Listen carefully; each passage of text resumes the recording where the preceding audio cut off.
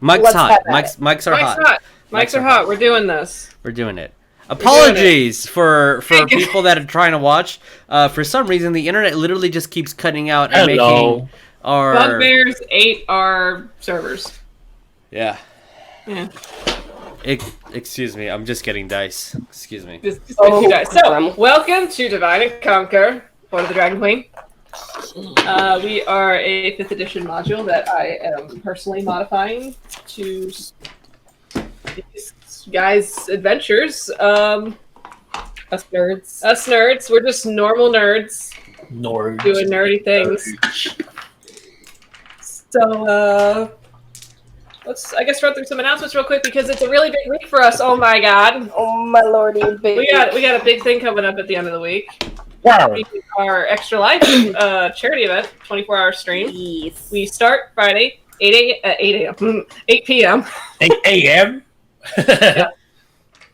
I'm sorry, Jeremiah. It's not a 48-hour stream. It's beer! Yes, and that brings me to my next point is we have merch in our store. If you go down below on our Twitch, you'll see our merch store. We have all the Dungeons and Doggos t-shirts that are for sale, and the proceeds for those will be going to the charity for Extra Life, which we are donating to the Texas Children's Hospital in downtown Houston.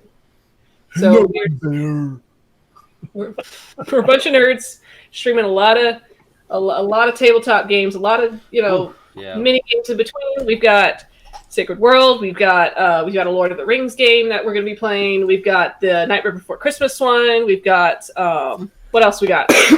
Oh gosh, we have my Lord of the Rings one shot. Yeah, we have the Sacred World. Oh, we got zombies. We have a Gloom. Then after that, we have the zombie game. Then we have Betrayal, House on the Hill. We have Lord of the Rings. Then we got Red Flag. Then we have Dungeons and Doggos. Then we have the Night Before Christmas. Then we have a Tea Time for Buffering. We got Skull Wizards. Then we got Battle Royale. And then, if we need time, we'll have a podcast. Battle Royale, a.k.a. Because we've always got time for a podcast. We never, ever. Even when we have planned for a podcast, we don't have time for a fucking podcast. That could be our tea time. We're just sitting around talking.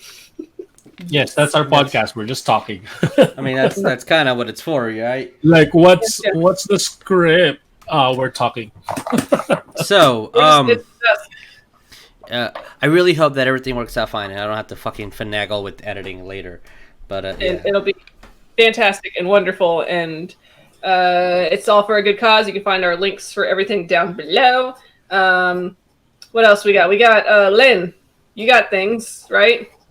You got your Patreon. Stuff. Yeah. Yay. I do art stuff. I do a webcomic that we're working on. I'm excited about because I actually have some ideas I want to do. It's gonna be so great. It's gonna be good. Oh, it's gonna be so good. And we also have a link to Lynn's Patreon down below and our Twitch. Just scroll down. Yes, we got everything. Yeah. Everything is down below, including 2 pieces of a dice vault. Hey, look at that! Yeah, what was that? That was. I didn't see that. What was that? What? That was a sneak peek, Jeremiah. Wink, wink. Wow. Oh, also, we're Yes, that's the best one. Yeah, that one. We're going to be doing a one shot for Halloween, a Stranger Things game. And that's it. We're just gonna be doing that.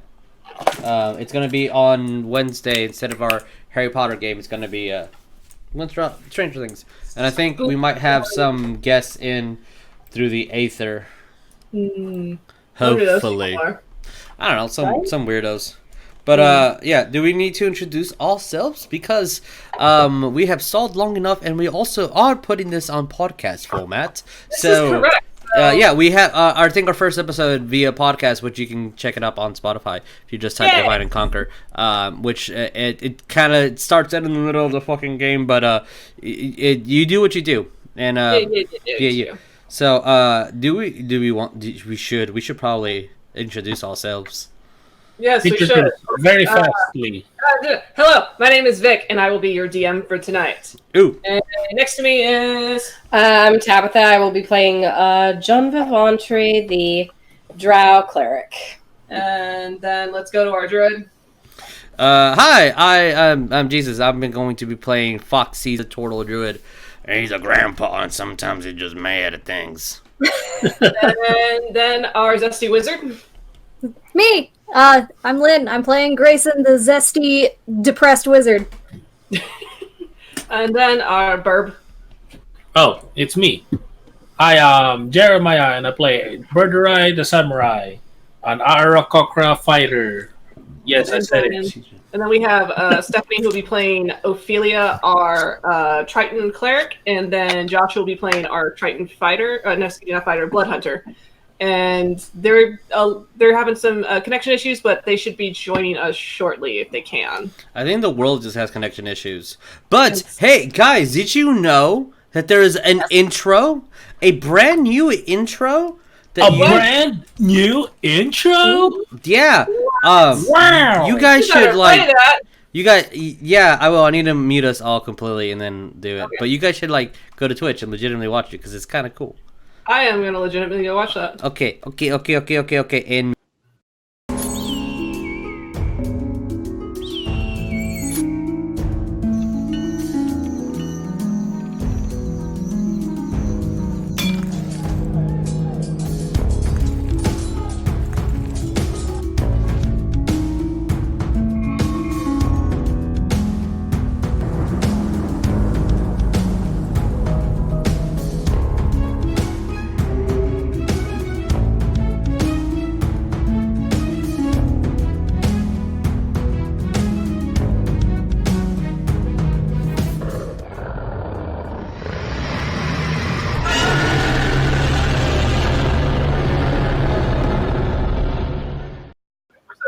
Mike's hot. Hey, we're live. We just needed to watch it ourselves. Hey. Wow, so, Hoard of the Dragon Queen, as we continue on from our story from 2 weeks ago, which is always fun to recap, because that's a challenge. So, last time, you were all making your way to the city of Baldur's Gate as your next destination. Traveling with Leos and Erlanthar, I believe, the elven monk, and the half-elf bard, Alina. They took you to the city of El Turel to charter a boat so you could take the main river out to the coastline to get to Baldur's Gate. That was your fastest option. Took you guys about 3 days nonstop. Well, you had a little bit of a stop when, on the dawn of your third day, Yes. you saw some strange lights on the water. Birdurai, you realized that these were not the lights of a boat, but instead were will-o'-wisps. And with them was a swamp troll that made itself known by jumping out of the water to grab onto Greyson. The most dexterous boy.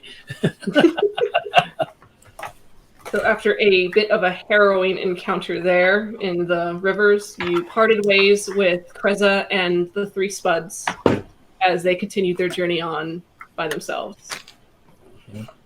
The rest of your party, you scouted ahead for a bit to see where the river was going, just to see how the water would be. You noticed it would be picking up just a little bit, kind of a little bit of a rapids, but nothing too harsh. You, Fox, using your background as a sailor, you managed to navigate the river without capsizing anyone until you reached the Gulf, where you had a run-in with a very large and very cranky dragon turtle. Uh-huh. And in your panic, yelled for Birdurai to shoot it.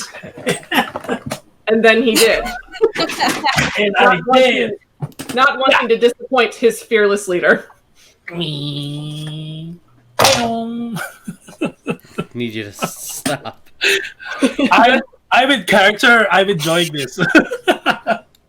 And then Birdurai, with the truest of strikes, his arrow found purchase in the dragon turtle's shell, thus angering the dragon turtle, thus capsizing your boat slightly, Yes. knocking everybody but Stranger Janva, and a couple of the kobolds at first. And Spud. Greyson immediately went overboard, legs first, as always. You, in your panic, you try to keep everyone from drowning, and then by the second wave, the kobolds and Janva were thrown into the ocean, and there you met a merchant galleon ship, the Secret Oasis, captained by a large, dark-skinned abyssal tiefling. What's with our games and abyssal tieflings? What? Nothing. We have a preference, apparently. They're good boys, okay? I mean, but are they? Depends on how you play. It depends. It's a matter of opinion. Especially that one person that was in the back mopping. I don't know who you're talking about. Anyway. So, using what shipment that the merchant ship had, they threw a couple of barrels of gemstones overboard to capture the dragon turtle's attention, which caused it to swim away, leaving everybody unharmed. Most of you were hauled aboard. Fox, you stayed close to your boat with Stranger and the kobolds, I believe, and Spud. Everybody else has been gathered aboard the galleon of the Secret Oasis, which you find is actually the ship owned by Ophelia's family. Didn't know that part, but okay. I believe it was... whatever. Well, I was in character, so, like, I don't know. You were in character, so... You are correct. I'm supposed to have music because I am paying so much attention. Hey, that's how that works, my dude. So, DMing is the hardest job in the world. I'm only doing 500 things at once. Only 500. You can Only do 501. I will do my best. Starting aboard the Secret Oasis. But first, we'll, since we're still waiting on Stephanie a bit, we'll start with you, Fox. Okay. Having, still in Panther form, having climbed aboard the ship, your own ship, that is, with the 5 kobolds and Spud. And one scrawny red-skinned tiefling stranger who is currently gripping the railing for his dear life. Like a cat. Like a cat that doesn't want to drown, yes. I mean, everyone on the pirate ship looks okay, though, right? I mean, Yeah. like, from my perspective, I see that it's a friendly interaction.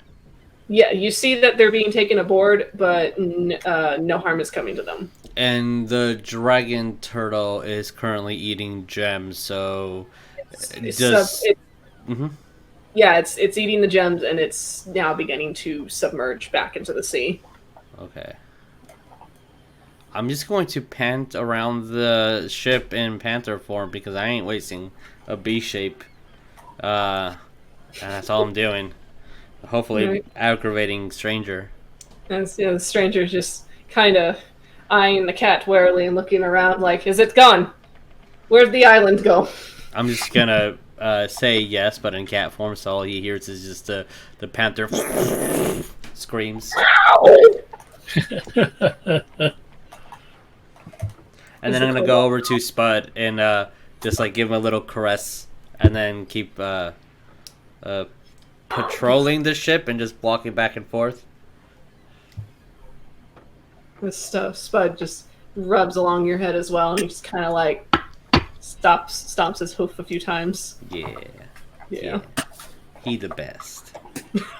He did that. He the best. He the best. Yeah. Yeah, unless something like interacts with him, he's just going to be making sure that the ship's okay. There's no like severe damage other than probably just some cosmetic things here and Yeah, there? just cosmetic, just a little flooded with the wave, but other than that, you're fine. Okay. You're afloat. The mast is still intact. We're not stopped, right? We're still in motion. You're still a little bit in motion, yeah. Okay. I'm gonna ignore that for a minute, and then I shouldn't ignore it anymore. Then I'll start steering the ship that is a free float right now. Okay, yeah, it's kind of on like a little free float, like kind of following the current a bit. Okay, alrighty. I'm also just happy to be in the water, or in the sea. It's good. Fox is in the sea, he is content.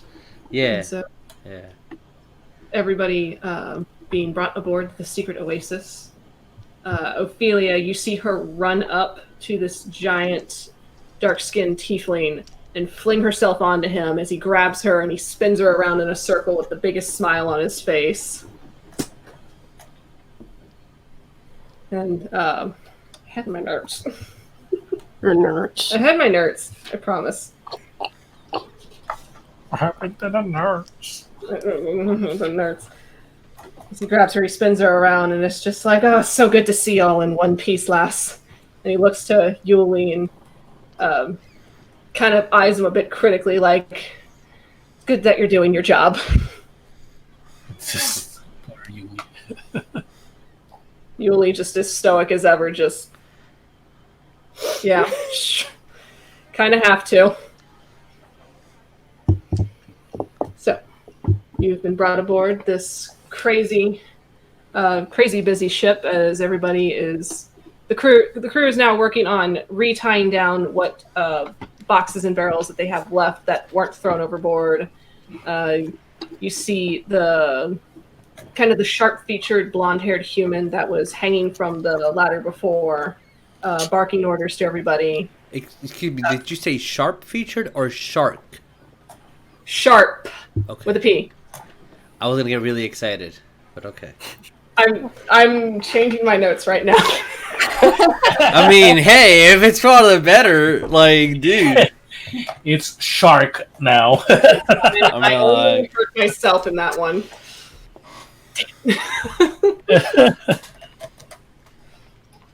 As he starts barking orders to everybody, just like, get that tied down. We need to make dock, as fast as we can to get this shipment out, and we can get paid. Which, for I guess those that are on the ship, roll me insight. On the ship. On the ship. That's Hey. 19. 21. 21. Excuse me. All right. Natural one. Natural one. Birdurai, have you ever been on a boat besides the one you just... Birdurai, like you're asking me? Yeah, I'm asking, has Birdurai ever been on a boot other than Nope. He days? flies everywhere. Makes sense. You were learning so much about boats in this past week. You've learned so much about boats. Yes. You learned that there are small boats. Mhm. You learned that there are really big boats, and you learn on the really big boats that there are people that like to shout a lot, and you're not sure who's in charge or what's going on. But that guy's being the loudest, so I guess I don't know what that means. Oh, I thought you meant the seagull that I just was throw in the background. Yeah, that's what he was pointing at. I was pointing at the seagull. And The seagull's being the loudest, so clearly he's in can charge. speak bird. Obviously, he's the smartest amongst you. Janva, you kind of have an idea that in your time, not so much as being on ships, but being in chains of command, that there's the top dog, and then there's the second in command. That's usually the one doing all the work. Yeah. So you kind of have an idea, and it's like, okay, big guy, captain, smaller human being loud. That's the guy you answer to. Which for Greyson, you've had some history with sailing. You've had some history being on ships for family business. Mhm.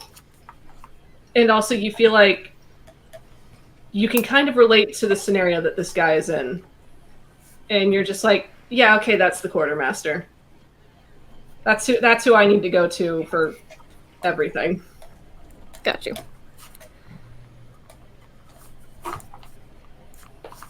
So, the large tiefling with Ophelia still hanging from his neck as her feet dangle off the ground. She's kind of happy, like, wee. So he looks down to her, looks to Yuliy, looks to everyone else. Well, you have quite an eclectic crew. What brings you all the way back to Baldur's Gate?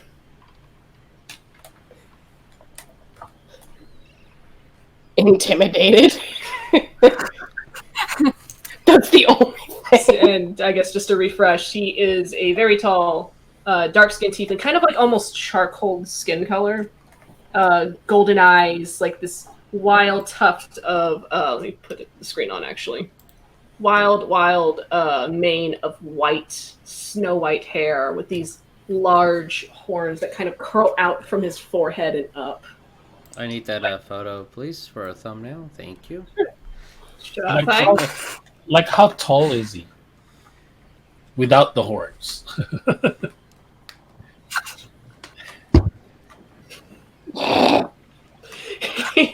Excuse me.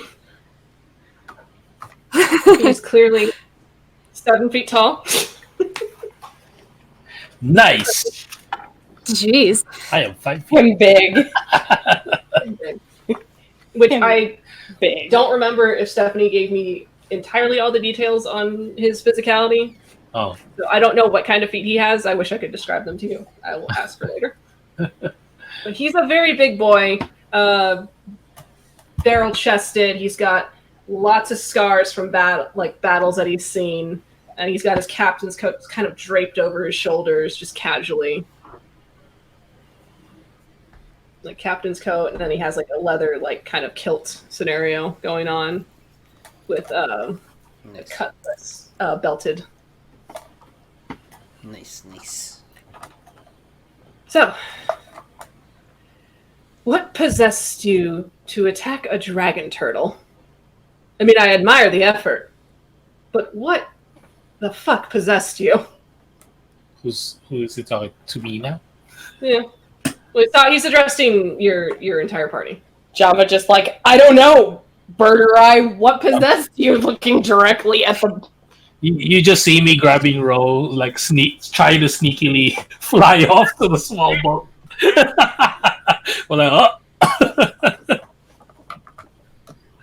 Or like, I forgot his voice. Anime protagonist. Yes, but he said to shoot it, Paul. All the way over there, the cat.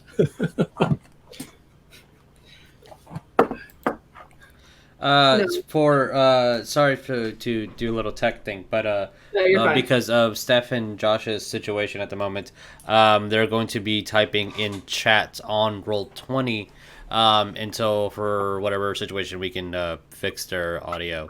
So Right, I they can hear and see us perfectly fine. They can't speak for some reason. So be warned, everything you type is being shared. Okay. Alrighty. So, with what Birdurai said last, Ro just kind of hanging from his talons, just Birdurai Sensei, strongest around. He could take anything. Uh-oh. Yes. I'm scared of that 7-foot tiefling. He could take you down, and we be captain of your ship. I'm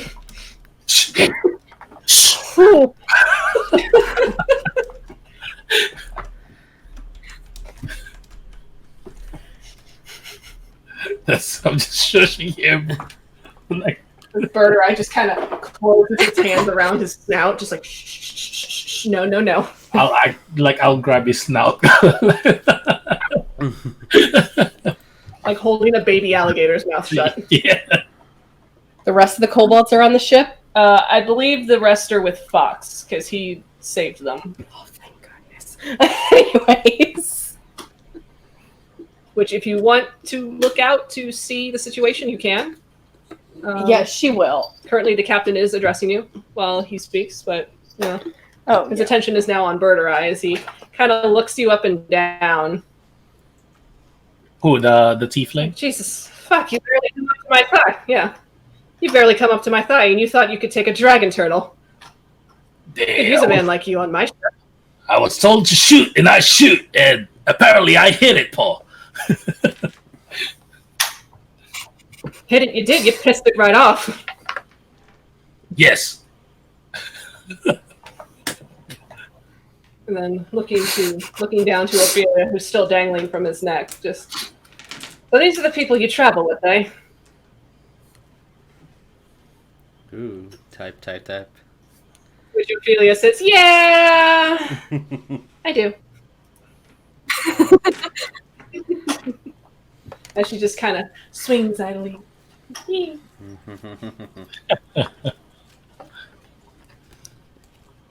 Well, I could tell you have a good crew. Some looks to Greyson questionable, but Excuse me. you're excused. Oh, Oof. Like, I think he meant that. Grayson just We he need puts to his eat. hand behind his back. He's gonna go walk around the ship.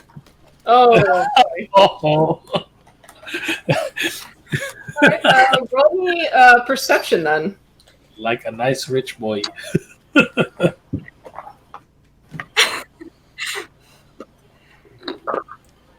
11.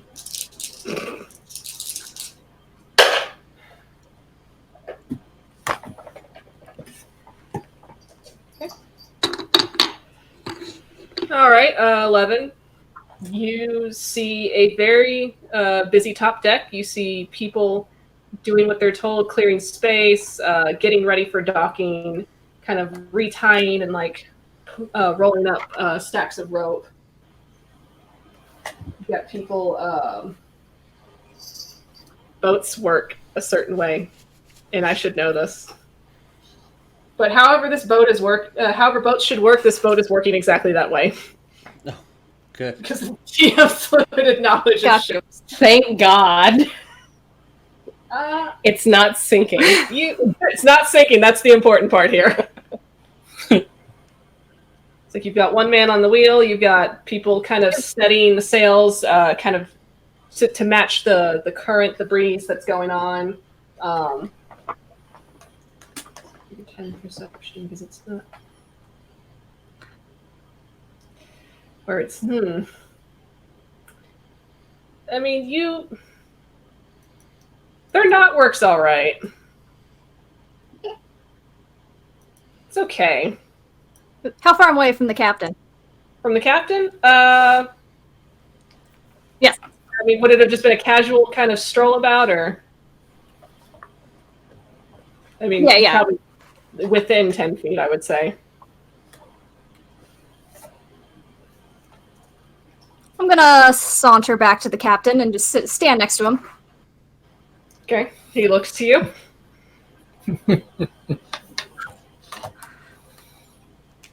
Your knot work is shit.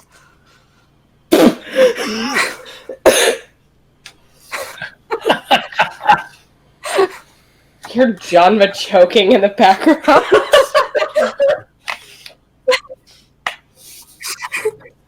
Who, I'm assuming, since she's soaking wet, she's kind of just removing her heavy armor so it can dry. So you see Janva kind of unbuckling, unclasping her armor, and she's slowly peeling away the layers, and it's kind of like when you dunk a furry cat into water and it comes out like a stick.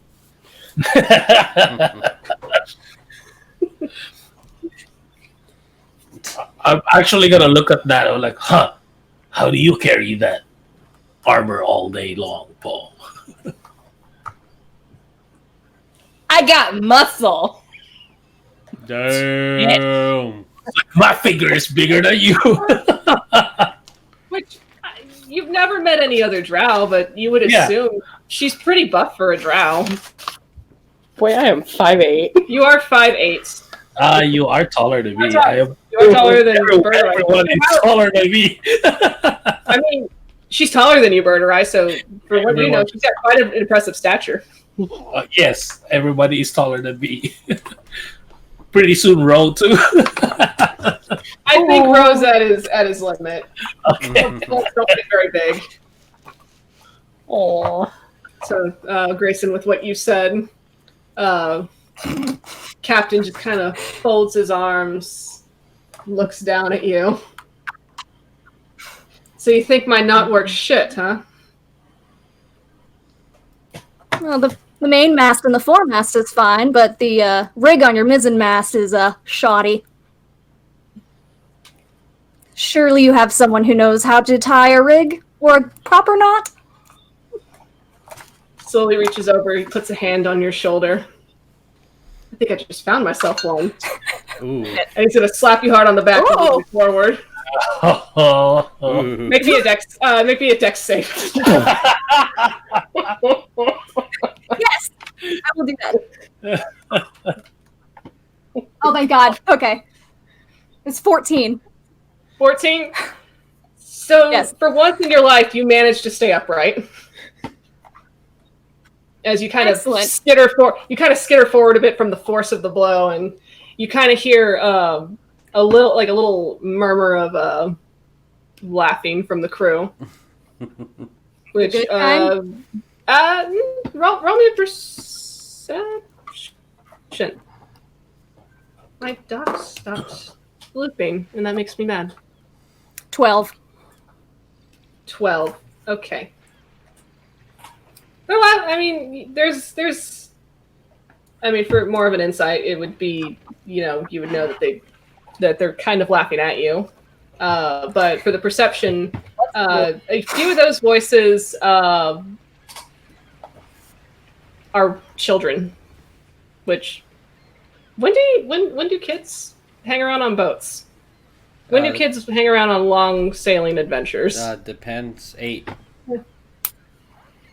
I mean, it depends on a lot of issues, I think. But yeah, I mean, as early as they can start fucking working. Yeah. Oof. It's true.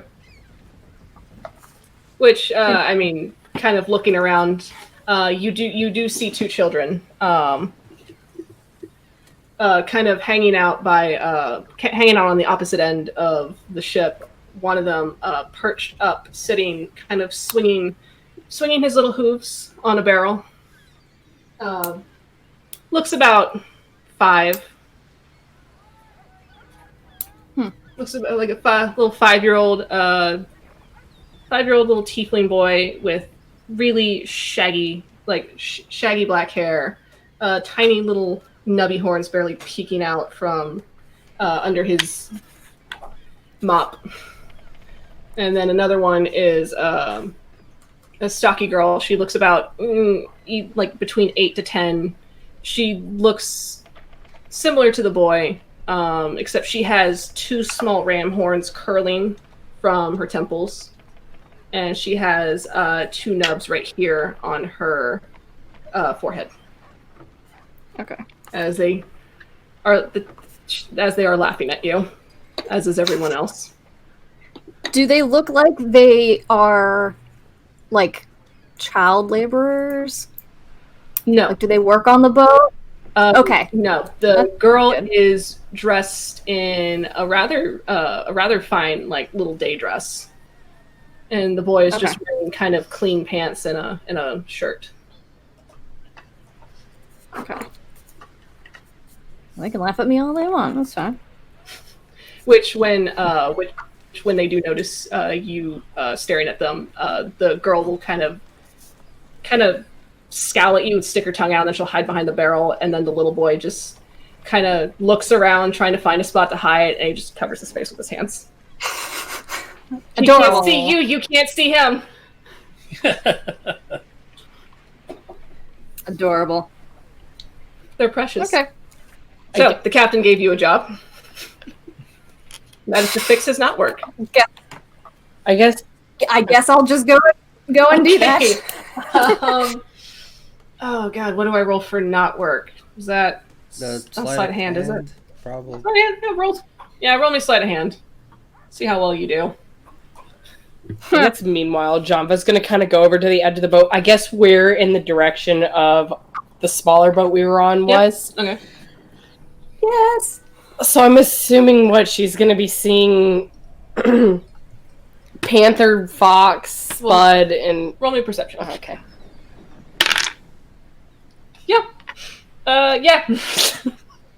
That's a natural 20. Okay. 24. Sure. It was a low DC, but sure. Hey, I'm just thinking. I know. Just so, Janva, you going to the railing where you were hauled aboard from the previous disaster. You look over and you see your small boats, really small in comparison to the ship you're on now.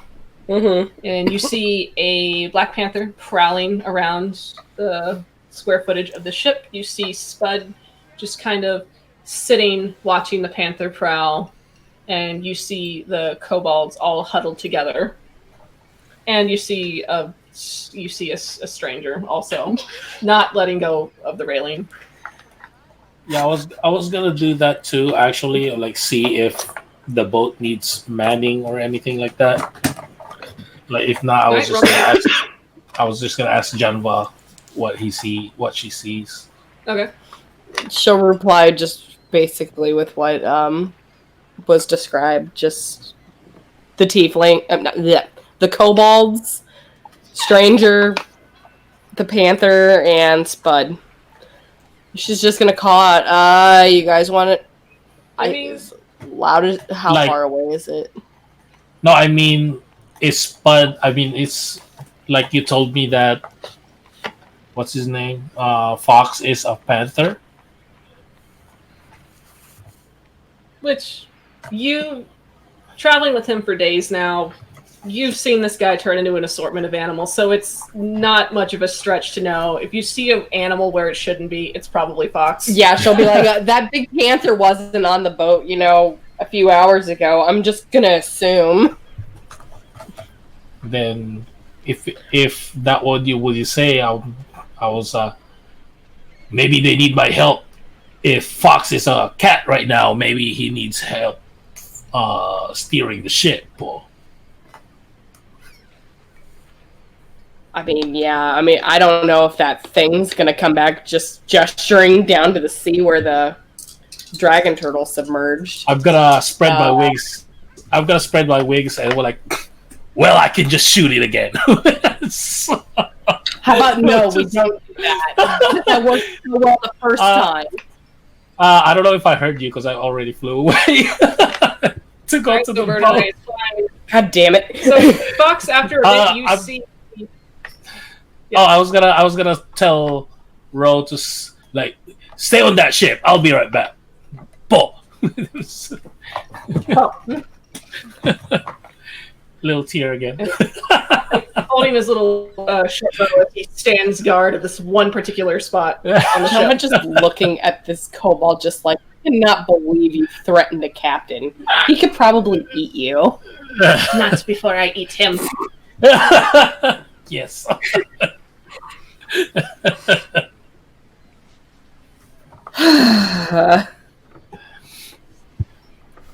We strike when it's dark. But no. You are not in charge of me. Oh. This one brain bubbled. What'd you say? You are not in charge of me. Janva wants to attempt to intimidate Ro. Roll me intimidation. Whoa. That's a straight roll. That's an 11. What are you trying to do to intimidate him?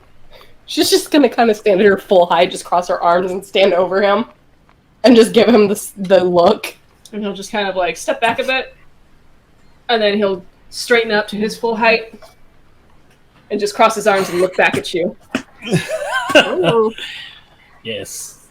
You are so lucky I don't throw you off this ship. So you see the familiar red sight of... Oh, there she is. Hey, there they are! Yay! Hey. So I don't know what all you heard, but currently, Ophelia, you are hanging off of your friend Captain Zanebe's neck as you just kind of swing idly. Here, Greyson called the not work on the boat shit. But was he wrong though? And Ro challenged the captain. But was he wrong though? Was he? All right. So, Fox, you see Birdurai flying towards your boat. Okay. Which Birdurai, it takes you no time at all to reach it. It's a little far for shouting distance, but for flying distance, it's a piece of cake. 50 fly speed, if that matters. You'll get you there in no time.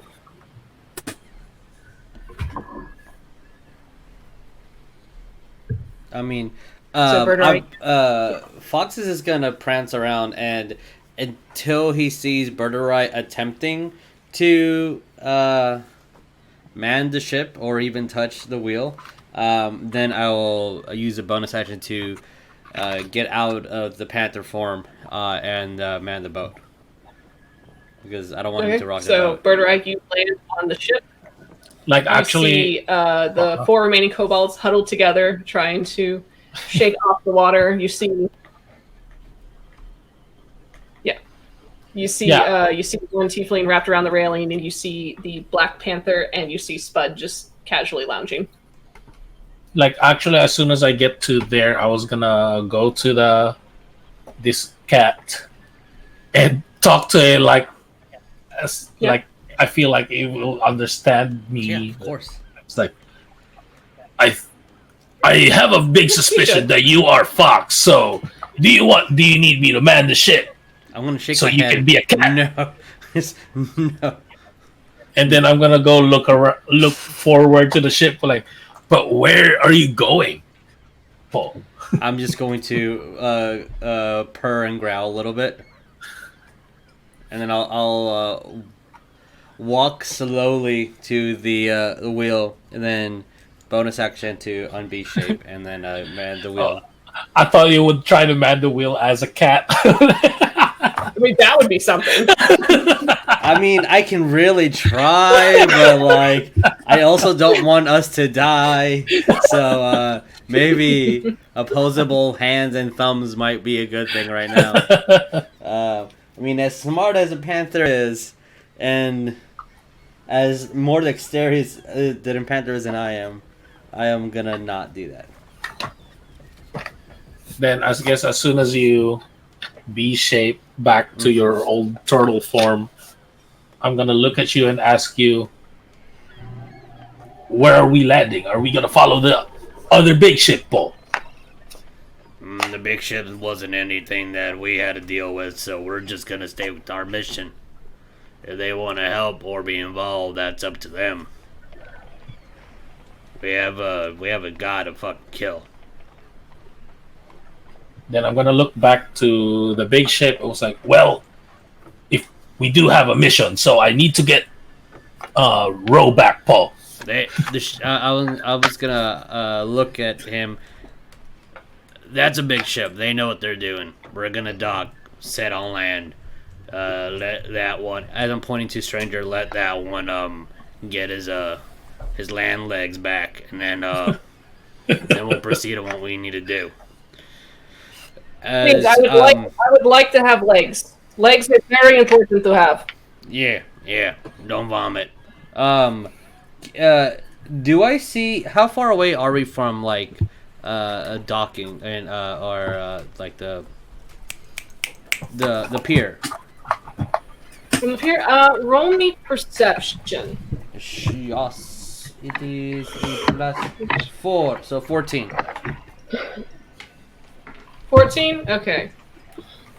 It's kind of hard to gauge from where you are positioned. The bigger ship is blocking most of what you can see at the moment. Okay. I I wanted to see if we got that. Sorry. What? I wanted to see if there was any attention on us, or if we're just gonna dock our ship like normal.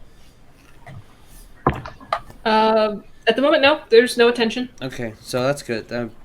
From Fox's perspective, that means whoever is guarding or on watch in this city didn't see a giant fucking turtle, so that's good because I don't want attention on us. Okay. So we're just gonna go. I mean, Birdurai can do what he wants. He has wings, but as far as us on the ship, Foxy's just going to go park it. Okay. And not pay the bill. Okay. Fair enough. I'm gonna kind of look at the big ship and look back at Fox. I need to go to the big ship. Rowy's over there. Do you need to relay a message, Paul? No.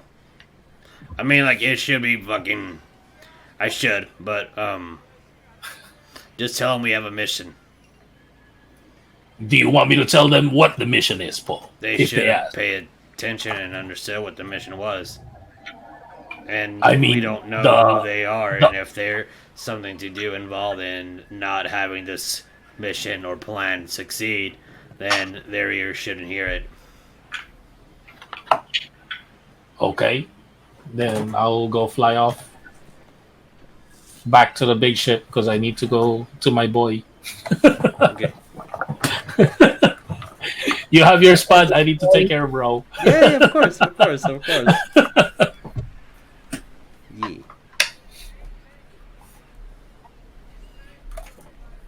Okay.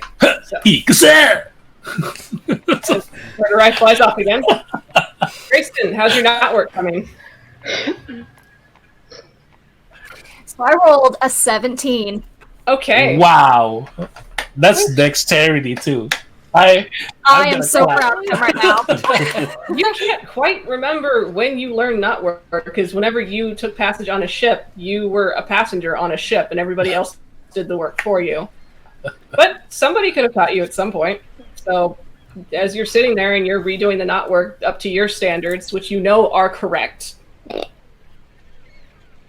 So obviously. Yes, very confident. So for Janva, Ophelia, and Yuliy, you will see Greyson working diligently, correcting the lines and the different fastens on the ship, keeping things together. Janva doesn't want to be mean, but on one hand, she's gonna just like, it's gonna be in playful. It's not meant to be mean, but it's like, wow, that's the most I've seen you do anything. He just does this while he's tying. So Greyson, while he is tying his rope, and without missing a beat, as he kind of lashes one over, he holds it down, wraps it around his hand, raises up, throws a middle finger your way, catches the rope again, and then ties it and secures it in place. Java's just gonna cackle because she knows she hit a nerve. She did. She very much did. Very easy too. As the crew that was slapping at you before, watching the rich boy work, it's like, oh shit, he's actually good. Oh shit. Oh, damn, he's actually getting good. But in all seriousness, she will ask Greyson if he's okay. You gonna go do that right now? Yeah. Okay. So Janva is approaching Greyson as you work. Mm-hmm. Yeah, it's like, okay. He's doing his thing. Yeah, no, in all seriousness, are you okay? Do you mean physically or mentally? Both. We just took on a fucking troll.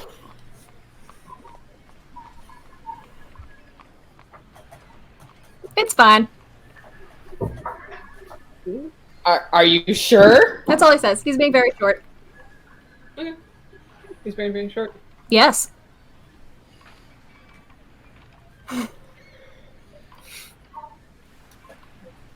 Okay. He's making it very clear that it's Gucci. He's fine.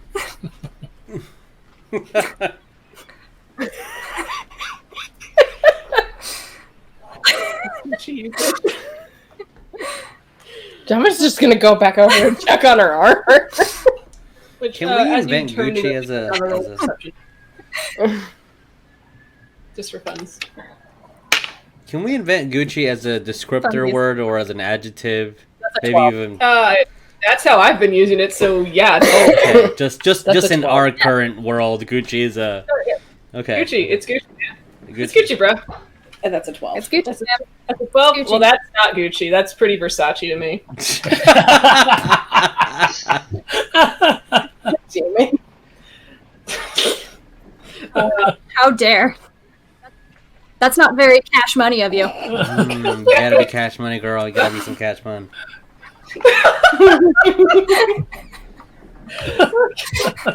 All right, Janva. So, returning back to your armor to. Yeah, subtract it. she's just. All right. If it's not dry, she's still gonna just stand there looking like a drowned cat. I mean, it took you all of maybe 5 minutes, so. Yeah, true. Well, she's gonna have to get used to that for right now. I don't know what that drops her AC down to for the time being, but Squishy. she's a squishy. Dude. Squishy. I mean, yeah.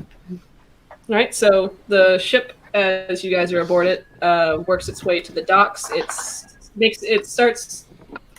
They dock it in, and the crew disperses to go about their duties, weighing anchor, lashing down the ropes, getting it secured to the docks, and putting down the plank to start unloading shipment and taking it to the processing, or, excuse me, what's the word? Customs. Ew. So, if the tiefling will approach you again. Ophelia, are you still hanging off of his neck, or are you doing your own thing? I want to watch his neck and then his arms, and then I guess catch up with Caspian a little bit. All right, Caspian. Yeah, so Caspian would have been asking you how you're doing, if you're eating well. Is there any how your prayers are going? If in anything, just asking in general your adventure and. Say again? So, Caspian's just asking how you are and how your adventure has been going inland. It's really like, it's good. I've been having Yuliy. He hasn't been having the best time, but I am.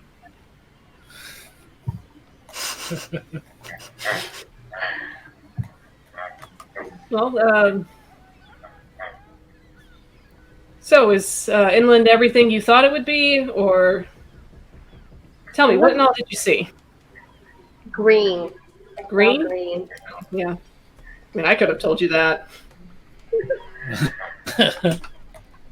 Yeah, just keeping low. I don't want my parents to find out about me yet. No, please, no. We haven't spoken a word. It's all good. Okay. Okay. Oh, so tell me, did you finally learn what a horse is?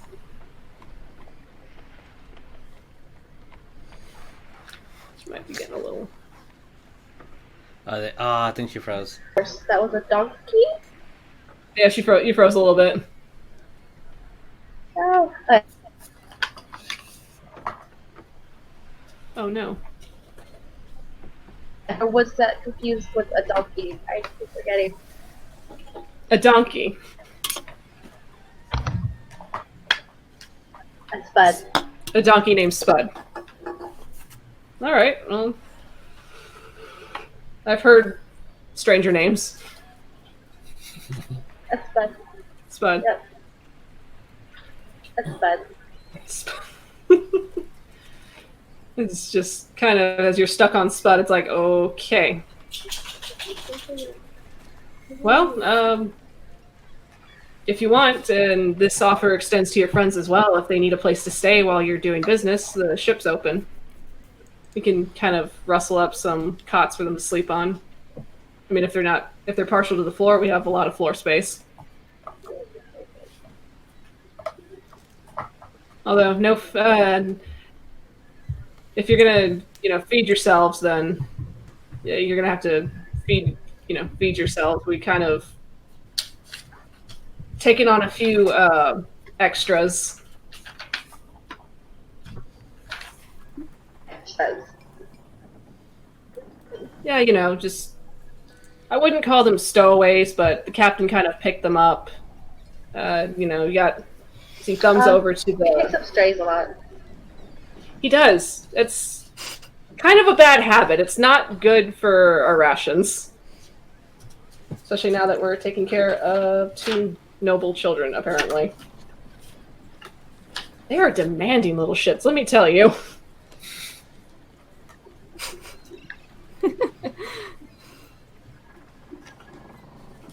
As he'll just kind of thumb over to the 2 tiefling children that are kind of hanging out by the barrels. Oh. I was like, do you know what their names are? They won't tell me.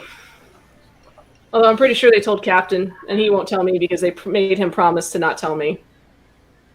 I think I don't know if it's a tiefling thing, but they came with the bigger guy. Hasn't said a word since he's been here. I think he's mute. Okay. As soon as I hear, I guess, if he pointed at them, I'm gonna skip over there and introduce myself. Okay. So you just skip over to dog is barking. Hopefully.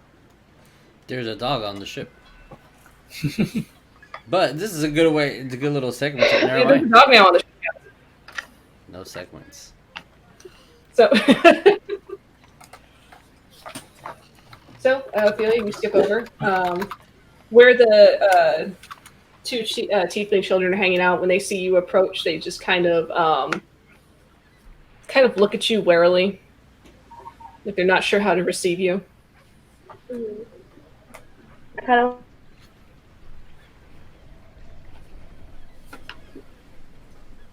I want to be introduce myself. Hi, I'm Pinky. Doggo. All right, so you introduce yourself. Which one are you introducing yourself to? There's the 5-year-old sitting on top of the barrel, and then there's the 8 to 10-year-old standing next to him. Move it to the 5-year-old. 5-year-old. As you do that, the older child is going to put herself in between you and the 5-year-old. It's like, what do you want?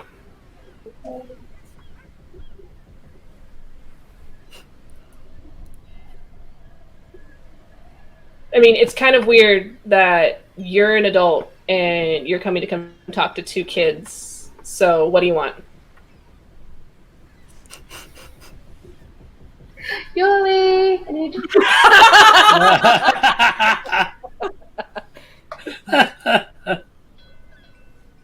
yeah.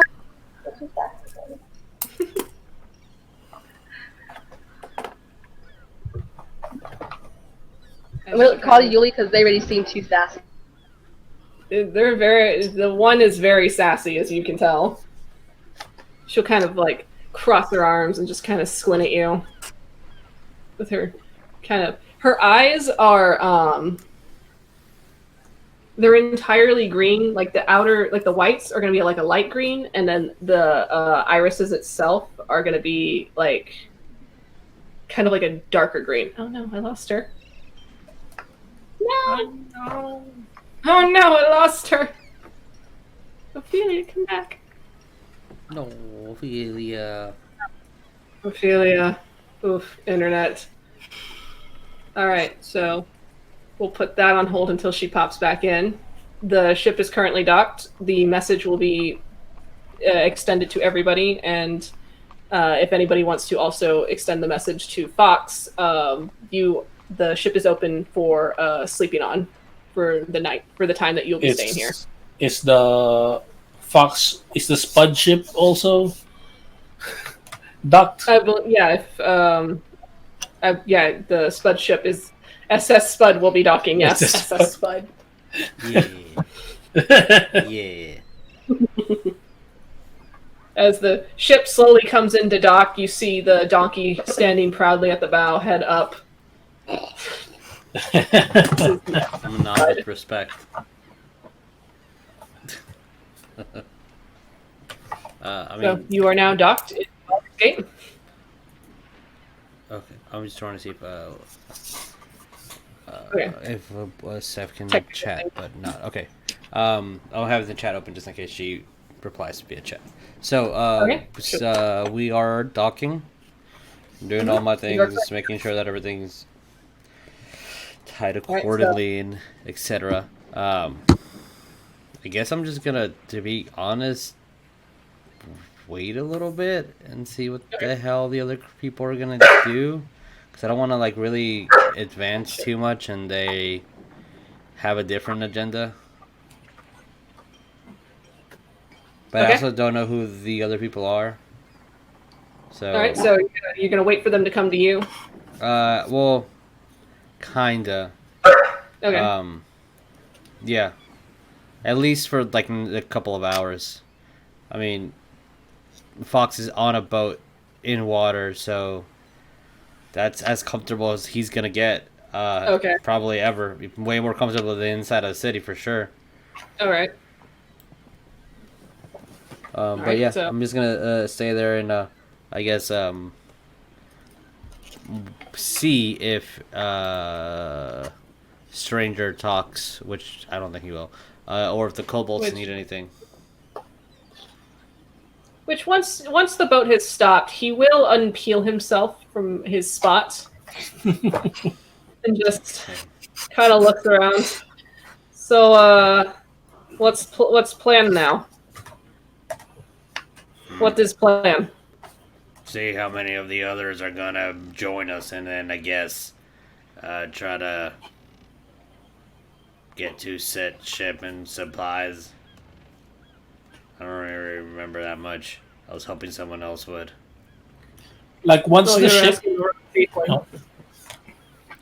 I'm sorry? I have not listened to a single thing that is happening. Guess we're stuck here then.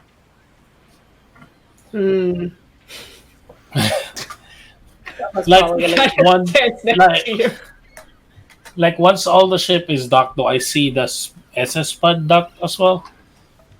Yeah, if you look down, you would be able to see it.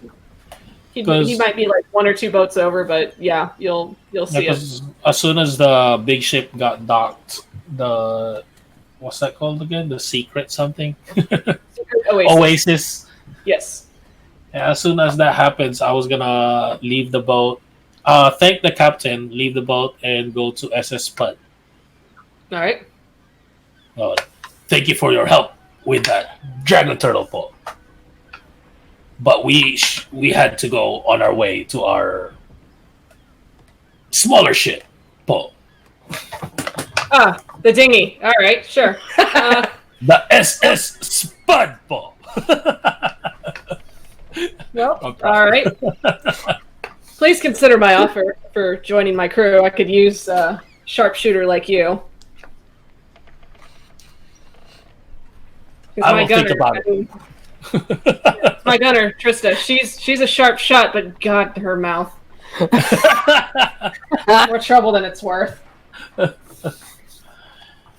Well, I will think about it, Paul. And then I'll look at... I forget names. Janva.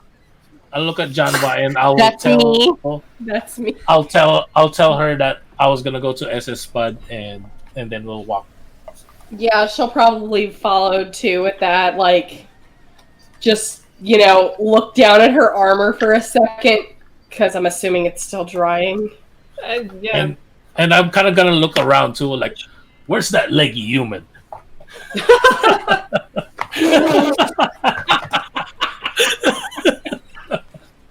I know, I have. That is the question.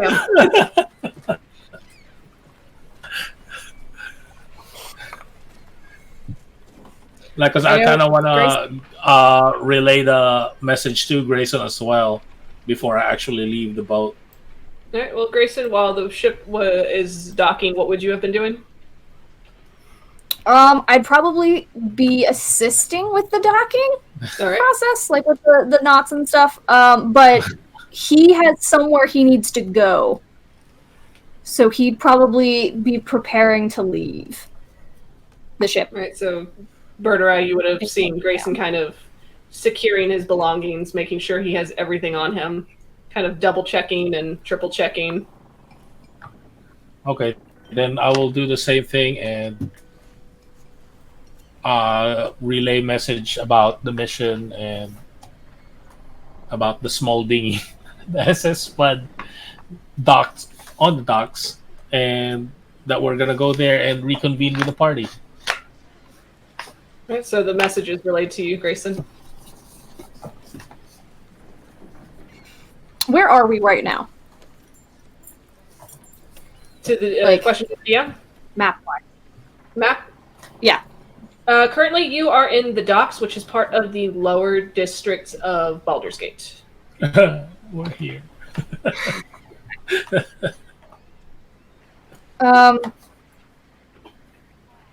I would ask Birdurai, when are you planning on leaving? I'm actually going to the boat right now, Paul. I've got somewhere I gotta go. So you can either wait or not. There she is. I'm going to go do this thing, so that's up to you. Yeah, Janva just being like, I just need to go and check up on the kobolds really quick, and hell, I'll tag along too. All right, Ophelia's back. Well, a drow and a human. Yeah. You never really see that together, huh, Paul? Well, I just need to. I just Yeah, need it to says the reconvene. giant chicken. Trying to say that out loud. Yes, she will say that. Says the giant chicken. I don't cluck. I'll, But you tweet. with that, I will walk out. As he slowly chicken walks his way out. Do you do the thing where you like scratch at the ground?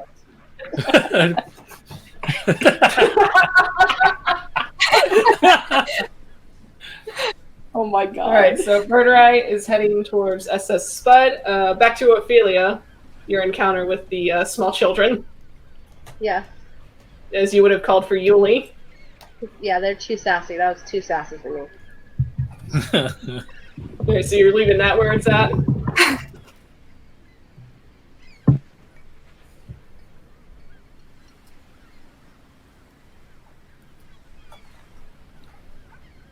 Okay.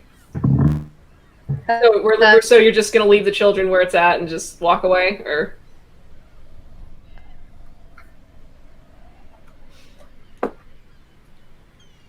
Connections. I love the internet, guys. The Right, internet's you- amazing. The Connect. internet is amazing. It's 2019. We shouldn't be buffering anymore. Yeah, I mean, that is the thing. I want me some 5G, guys. Wait, what about what? Sorry. I said I want me some 5G. The only reason why we got cap on our internet is because people are greedy and they want to charge us for things that we should have for free because it doesn't cost anything additional to have said things. What, Fox? Are you talking to yourself all of a sudden? Yeah, sometimes I do that. And, my own best friend here at Spud. Spud's the one that's talking back, but, y'all can't hear him because there's some type of, I don't know. Y'all just yelling how to speak Spud. That's on the outside. Spud is saying, But he knows he knows what's up. but on the inside, Spud says, capitalism is a crime.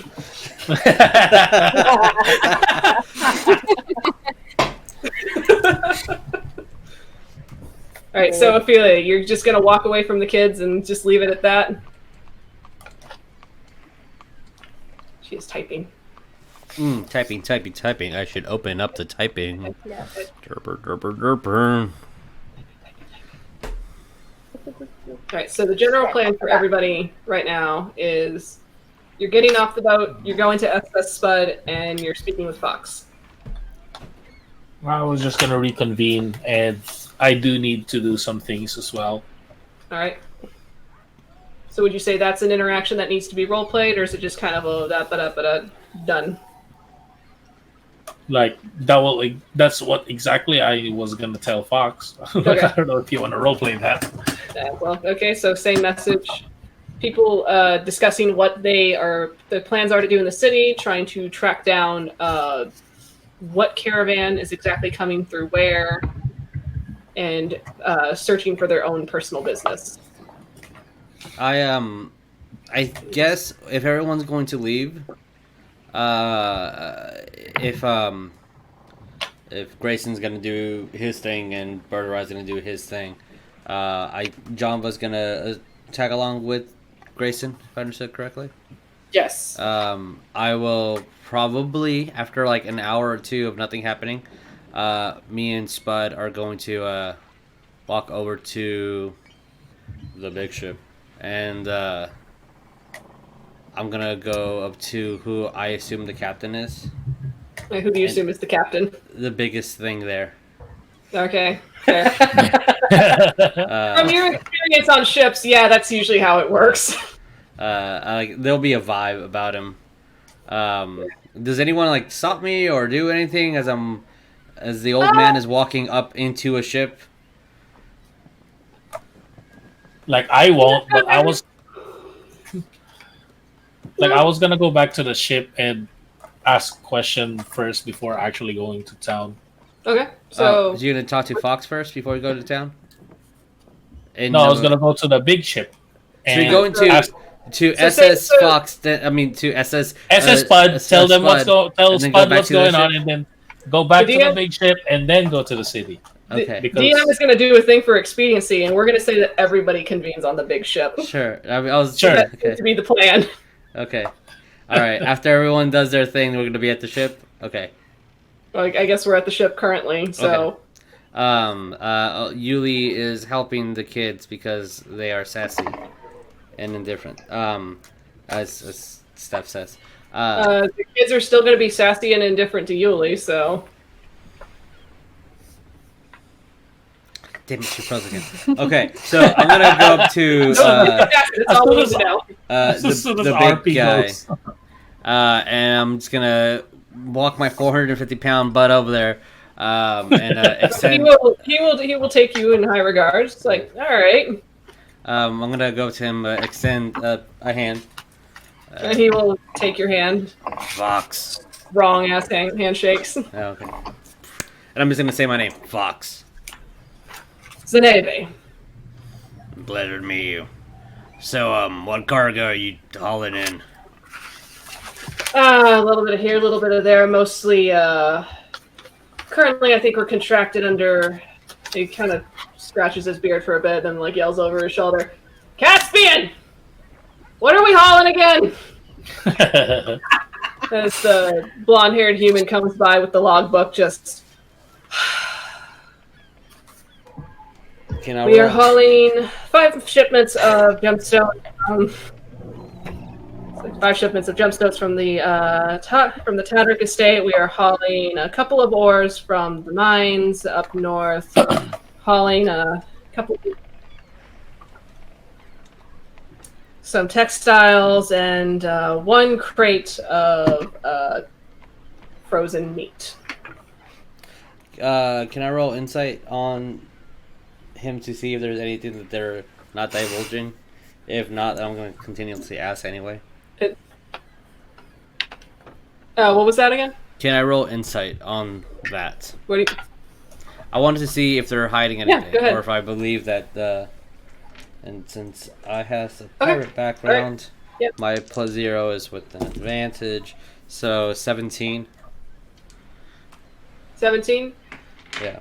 Well, they're pretty honest. They look like they're being pretty forthright and everything. Nothing. These are just. I'm gonna look at the crew. It looks like a pirate crew. It looks like something that he would have been involved in his youth. Or does it look like? They look like a very ragtag crew. Yes. Okay. I'm gonna look at everyone. Nothing. Everything's opened up. I'm gonna look at him oddly in the eye and try to make my squinting eye squint even more.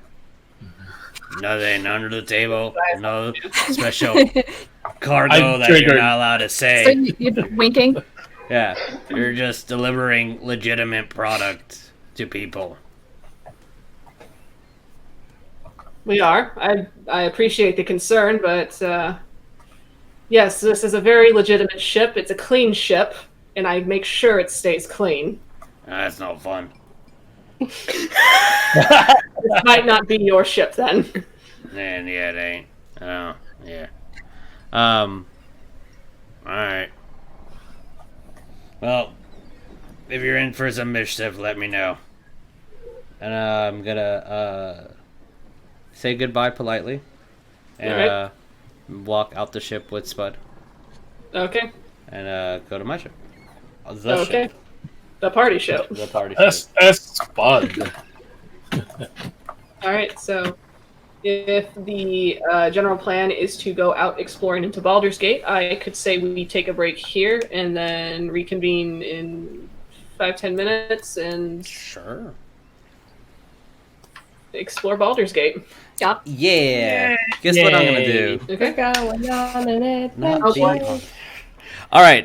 We're gonna mute our microphones and then go to intermission.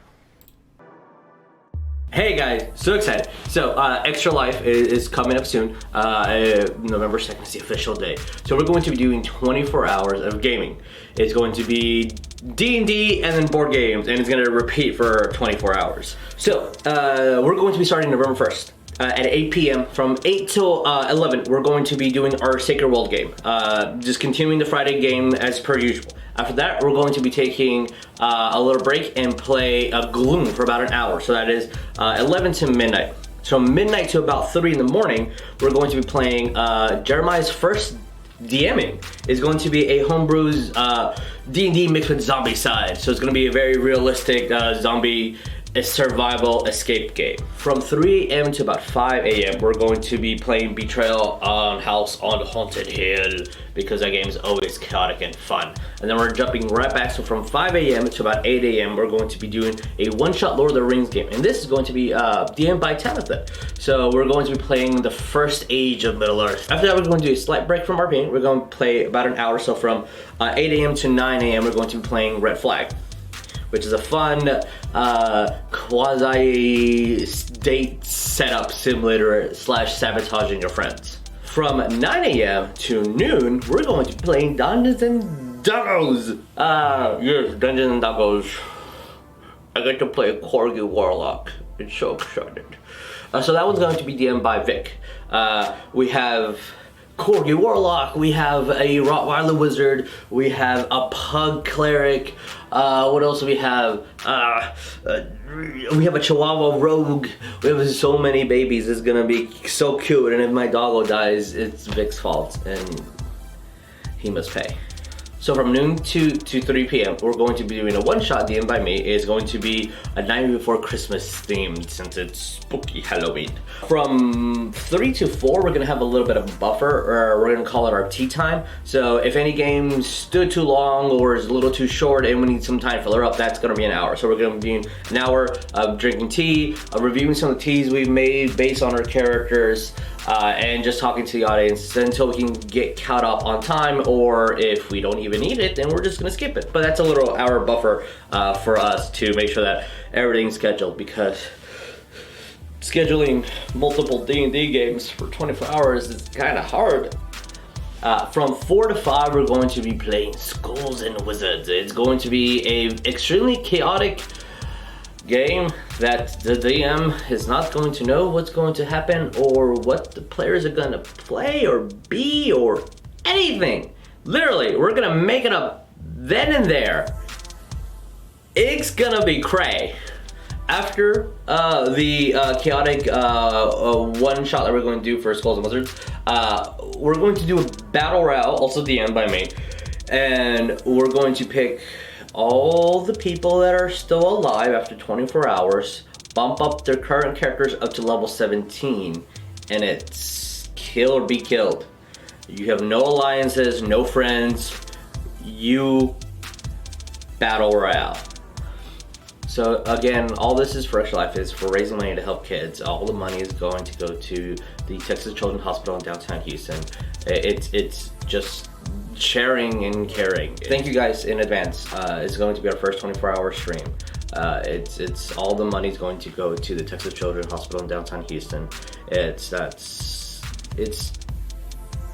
I mean, helping kids out. Like, what more do you need? It's 24 hours of gaming, helping kids, playing and healing.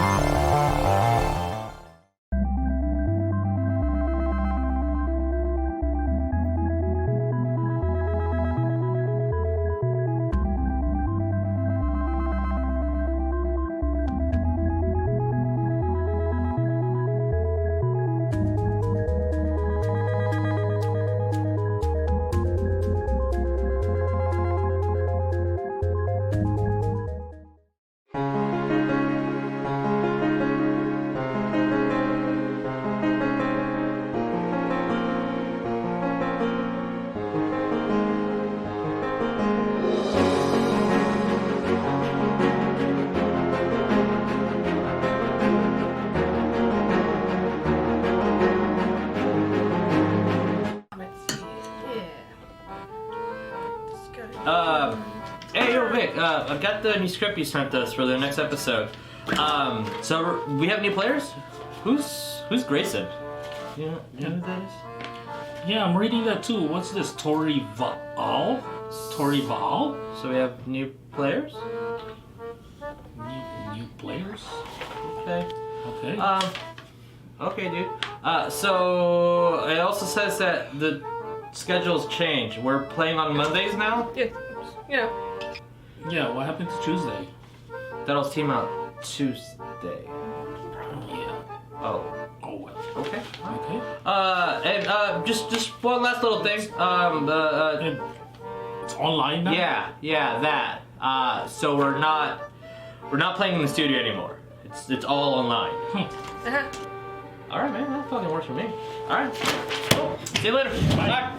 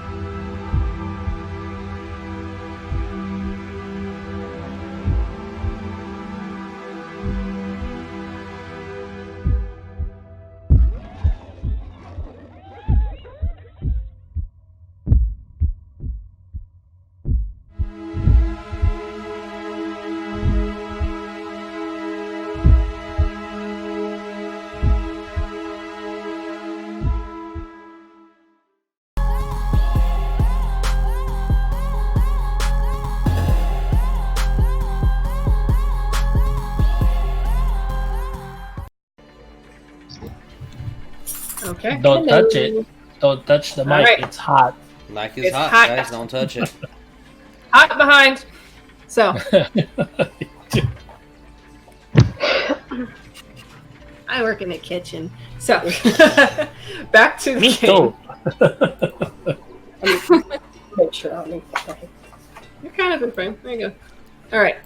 So starting off at the docks of Baldur's Gate. You have all convened, and you've all kind of laid out your plans on what you're going to do. Birdurai, you intend on looking for the man who was last seen carrying your father's sword. Uh-huh. Greyson, you have a note that is telling you where you need to be. And Janva, you're just along for the ride while Ophelia... Janva's along for the ride, and she's just keeping an eye out for any, like, suspicious... But Ophelia, you had while communing with your god, now that you are now back within your element, you had a small vision of the sun passing over the sky close to 6 times, and then a faint silhouette of a 5-headed dragon, and then your vision ended. Yep. And Fox, you have decided that cities are not your style, and you know that you will get arrested faster than you will find help, so you choose to stay on the boat with your faithful Spud and the slightly smelly stranger. Mm-hmm. Yeah, I'm right.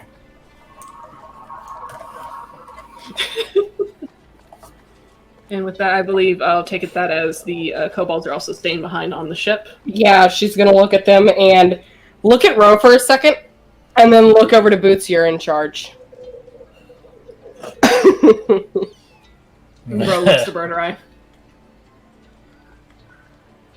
Like I'm gonna actually look at Janva first. It was like, do you think it's a good idea to bring the kobolds inside?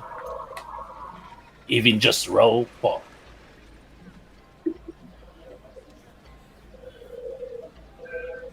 Does she have an idea of how Baldur's Gate is? Roll me history. Oh, hey, look, what I actually am good at. What's my history? History should be under I intelligence. see it. Not today, she's not. That's a 6. It's a city. It's a big city. You've heard it's like it's a big city. It's probably one of the biggest ports, but you know, Waterdeep's also a thing. Are we in Waterdeep or are we in Baldur's Gate? I can't tell anymore. You know, it's just kind of a clash of general information, and like you're not quite familiar with the city. You know about it, but. Mm-hmm. But also looking out at the docks, so like, what do I see? Like, do I see the guards and other things? You see some guards. You kind of see a general choke point of the docks leading into the lower parts of the city, where people are bringing their goods in and they're being stopped. They're assessed. The guards are like going through like a checklist. And next to the guard station is a series of bulletin boards with like several notices and pieces of paper kind of tacked to everywhere. Just kind of like general information, flyers, wanted posters, and the likes. Wanted posters. I want to look at that. Janva, you want to go look at the wanted posters? Yeah, she must look at the water posters. She wants also to make sure, you know, that he's not. What about So, that? being What about that guy? wanted. What about that guy? Wanted guy? poster. That guy. Oh, I see what you're pointing to. If you want to go investigate the bulletin, you're going to have to roll an investigation. No, I'm actually just gonna, like, looking at the guards. I'm just gonna tell Ro. I was like, maybe it's a good idea if you stay at the boat, and then I'm gonna whisper at Ro. Don't worry, you're in charge, Bo. Ooh.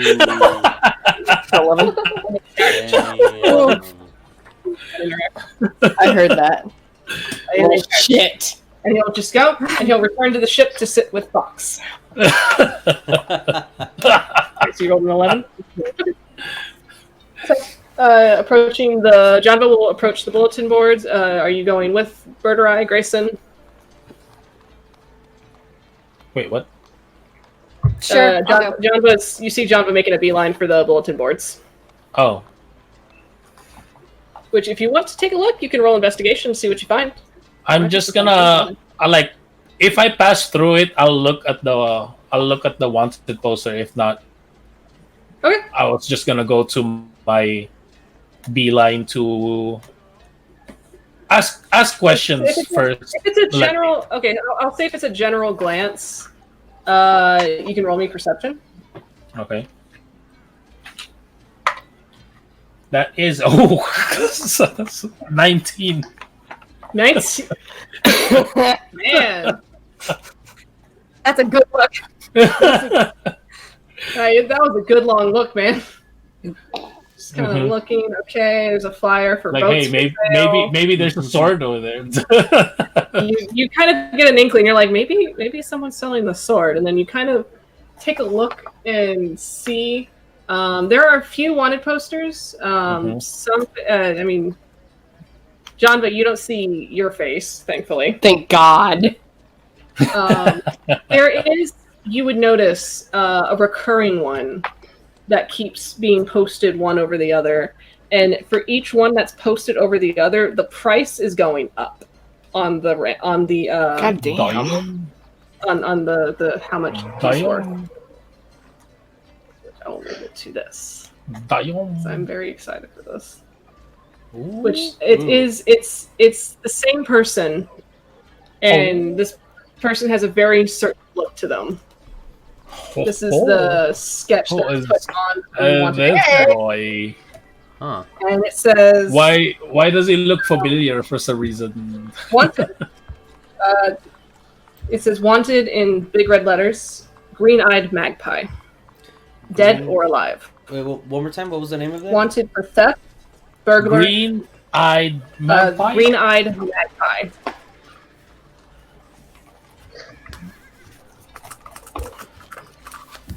Everyone taking notes. Everyone pulls their Yes. notebooks out. It's like, silence! Oh, shit. I'm taking on notes! Oh, God. Fuck. Oh, shit. Let me write some stats real quick. Wanted for theft, burglary, and murder. And are you just looking at the poster, or are you kind of interacting with the posters? Yeah, I'll interact with them. Okay. Just kind of looking. Like, if she sees that there's more on top, she's going to look underneath and stuff, too, like, to see what else is under. Which, when you flip them, and, you know, as you flip a paper, and it kind of slips and kind of falls a bit, as you do with stacks of paper, you'll notice under the general, under the ones for the same guy, there is a note written in kind of like the corner of the poster. And it reads, to seek the magpie's nest, find comfort in a mermaid's tears, and raise a drink for a man who can't be seen. Anybody want to write that one down? I'm trying. You need me to repeat. Yes. All right. Say it again. To seek the magpie's nest. Nest? Find comfort in a mermaid's tears, and raise a drink for a man who can't be seen.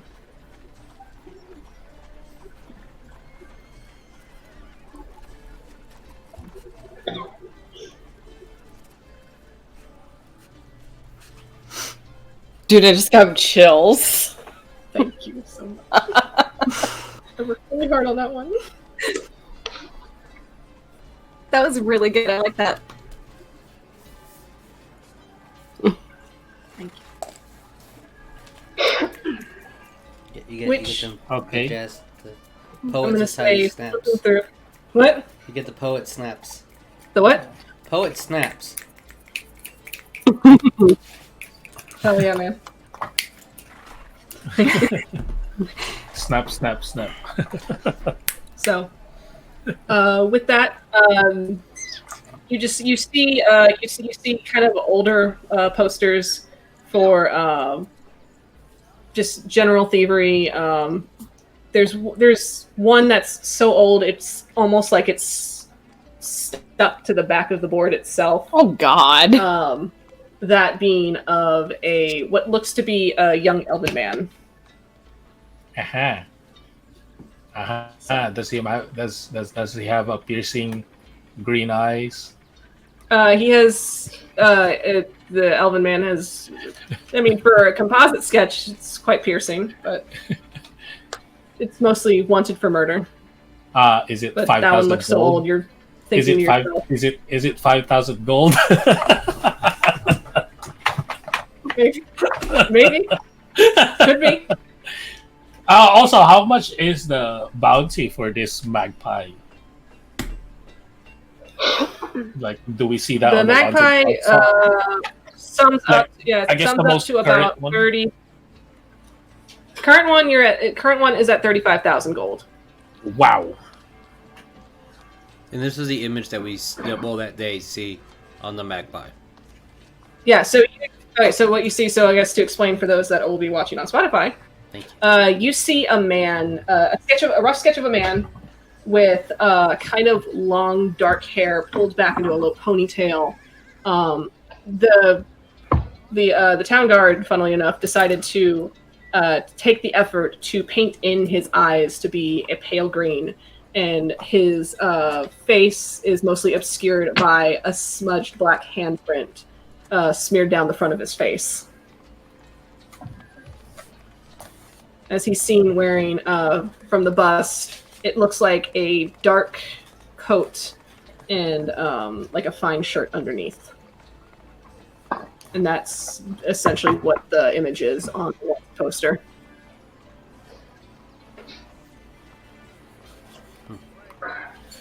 So. Okay. Well, with that, I'm gonna take my leave and go to town and ask people of any blacksmiths in town. Right, which there are a few blacksmiths. It's a pretty big city. If asking around, the general question is: do you want it done fast, or do you want it done right? Both. Like I will ask as much as I can, but all right. Roll me percentiles on that to see how successful we are. I need to grab some dice. Birdurai will be making his way on That his own. is a 33. 33? Oh, that's going to take you a while to pinpoint the right blacksmith, but eventually you will be pointed towards, not in the upper district, but kind of on the border of where the lower district meets the gates for the upper district. Okay. So you will be making your way that way. Is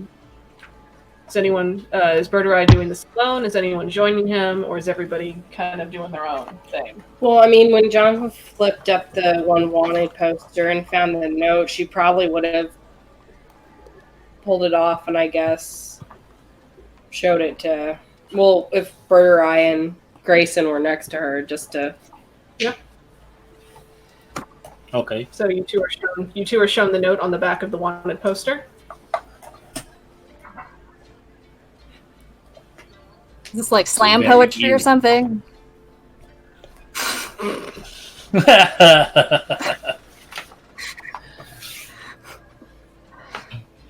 Well, it's very eerie, and maybe we need to look for this magpie.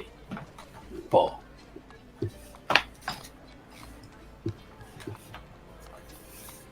But with None of that, my I will business. take my leave. I guess with how it mentioned in the note about the about mermaids seeking out mermaid's tears, Yeah. Java's gonna keep, I guess, an eye out for anything that's got like a mermaid-esque. Roll me perception.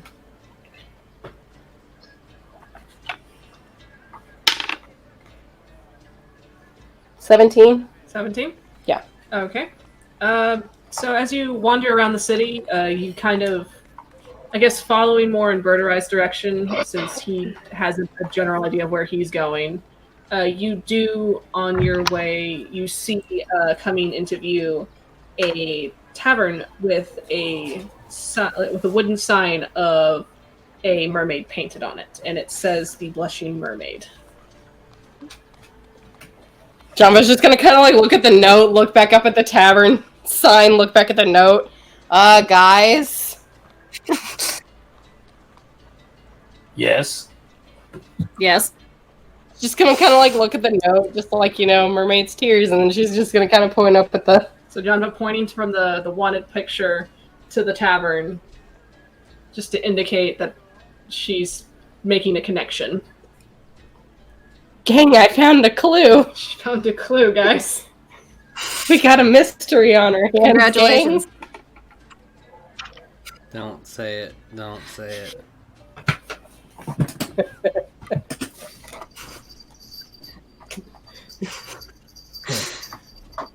And what else? Greyson does not care. Grayson shows no care. I will. Birdurai just gonna sigh and say, "Well, a tavern is a good place for information." Well, I mean, because what you're trying to find your, sword that's missing, right? It's a good place to listen for people. you have a point, Paul. Then I guess let's head over there if you want. If that's the plan. I don't know, Grayson, what do you want to do?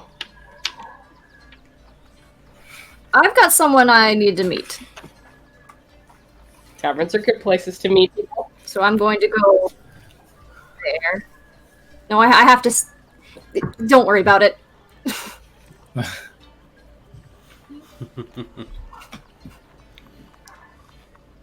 And Grayson's just going to beeline to where he needs to go. Right, and Grayson just peels off and leaves. After that weird Bye. jumbling of Janva's gonna just look at Birdurai just like, you think he'll get kidnapped? With those legs, he can run fast. Are you Facts are sure facts. about that? More like That's he what could I probably would attempt think. to run Excuse me. and get them tangled. Yeah, that's true. Just from what I have so far seen and experienced. Well, if you want to go with him, then you can. I'll check this tavern out. You want to hold on to this? She's gonna hand him the wanted poster with the Take a peek. intro. It's your cover charge. Cover charge, yeah. Sure, why not? It's a Yeah, good clue. She'll give it to Birdurai and then go to try to catch up with Grayson because, hey, look at my decks. Wow, she's speedy. With that dexterity versus Grayson's, you'll catch him in no time. Grayson is walking like He's doing with his big silly walk strides. over there. Like a baby giraffe walking for the first time. Have you not seen a giraffe try to get water? That's exactly what it looks like. That's exactly what he looks like. If he drops something, that's exactly what he looks like. Yeah. Oh my god. Okay, so Janva is running to catch up with you, Grayson. Which, I mean, if you're just walking at a normal pace, it'll be right next to you. Yeah, just normal pace. Okay, so before you know it, she's right by your side. What are you in? What I are help you in you? such a big hurry to run off to? I told you I have a meeting. Okay. She's not budging. She's gonna keep walking with you. You're not invited. I don't care. Right? Sure, Look, come if you're along. It'll be eating- great. It just keeps going. Yeah, it's like, look, if you're meeting someone or whatever, I can just keep to myself. Again, I have stuff that I'm looking out for too.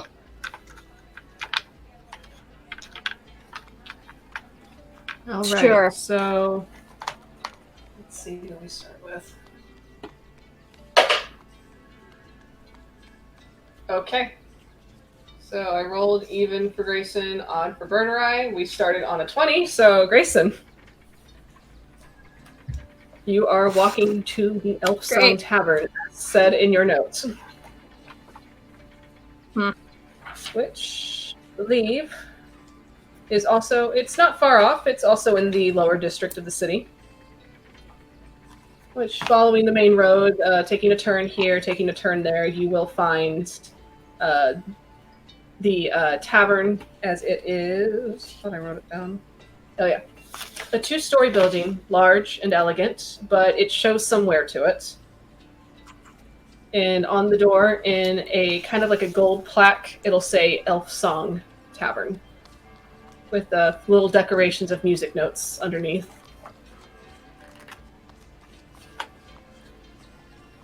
Okay. All right. He's gonna take out the envelope and the key and just walk right in. He knows where he needs to go. So you see Greyson take out an envelope and a key that comes with it. And then he walks in. I mean, and the sign outside says Elf Song Tavern. Well, it's a tavern. She'll just go in and kind of keep to herself. Okay. Now I get to change scenes. Ooh. Where is it? Where is Ooh. Where is it? Where is it? Where is it? Guys, Found it. well, never mind. Every time I'm gonna segment into like merch. We found what we need to find. As our lovely DM is changing that, we do have some merch, and the information is down below. If you are watching on Twitch, or if you're doing it on YouTube in the future, and if you are listening to a Spotify, it will be in the description as well. All right, so the interior of this tavern is dimly lit with candlelight, but it feels oddly cold. The wood of the floors and the tables are a polished dark walnut with accents of tarnished gold on the bars and tables. Along the walls are a series of private booths, obscured with velvet purple curtains. The most notable decor in this tavern is the mounted head of a stuffed young beholder, mounted over the bar. Jeez. Its many eye stalks are being used as the eyes replaced by glass orbs, and it is being used as an ornate candelabra. Sick. As the tavern itself is fairly empty, since it's a little early in the day. The one barkeep, a kind of a wispy elvish man, is wiping down the bar and looks up as you enter. And when he looks up at you, roll me insight.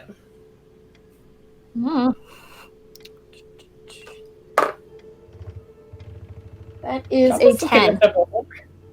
That's a 10? Well, you're pretty. You've caught on at this point when people look at you and then they have to look at you again. You kind of know what that means. Kind of in the sense of, have I seen you before? Yes. Okay. Welcome in. How can I help you?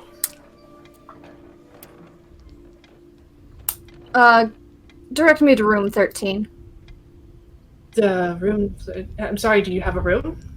I don't recall, and he starts to pull his ledger out to flip through the pages. Right. And he just kind of has to think for a moment, okay. Yes, right upstairs. And he'll point to the direction of where the stairs are.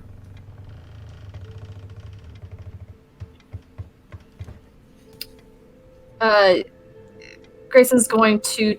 Is Janva here? Are you behind me? Yeah, somewhere. Jump is there. Jump is kind of like okay. Step or two away. Okay. You gonna stay down here?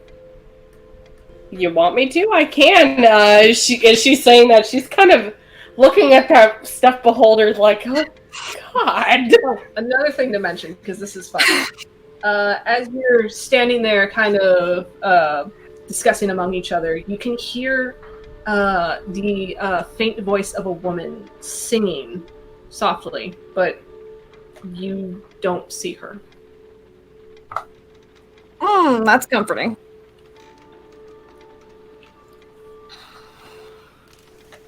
I don't like that.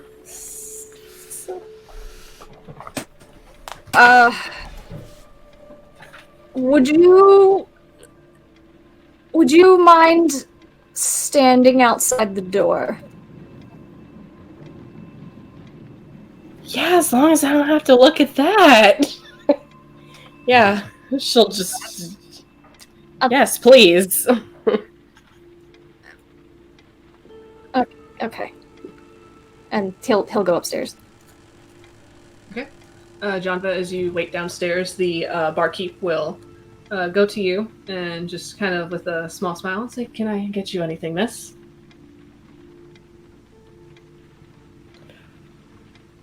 Sure. Drink, food? Drink, please. All right, and you, anything in particular you like, or? Surprise me. Okay. And he'll kind of turn to his stock behind him, and he'll just kind of peruse through. As he does so, the door opens again, and you see a Drow woman actually walk in, wearing kind of a pair of fitted sunglasses over her eyes, and she'll kind of push them up past her hair. She's dressed very finely in a nice kind of lacy day dress. As she goes to sit at the bar, she looks to you, kind of smiles a bit, and waits for him to just kind of waits for the barkeep for a moment as he's looking. And she just kind of sighs and looks. You asked him to surprise you, didn't you? Yeah.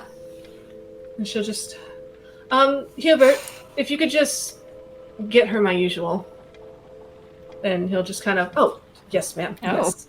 And he'll go and he will retrieve a kind of a series of glass vials, and one of them looking like a kind of like a green liquid sloshing inside of like a crystalline decanter as he sets it down and puts like 2 small shot glasses on the bar. Okay. So, while you will be there drinking with a new friend, Greyson, you head upstairs. Upstairs has about the same tone as downstairs. Dark wood, gold trimmings. Feels a little cold. And you find your way by the gold-plated numbers assigned to each door until you stop before number 13.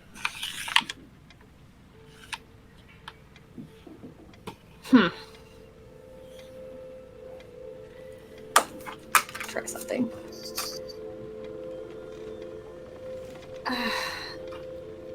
He's very hesitant. He's very scared, worried.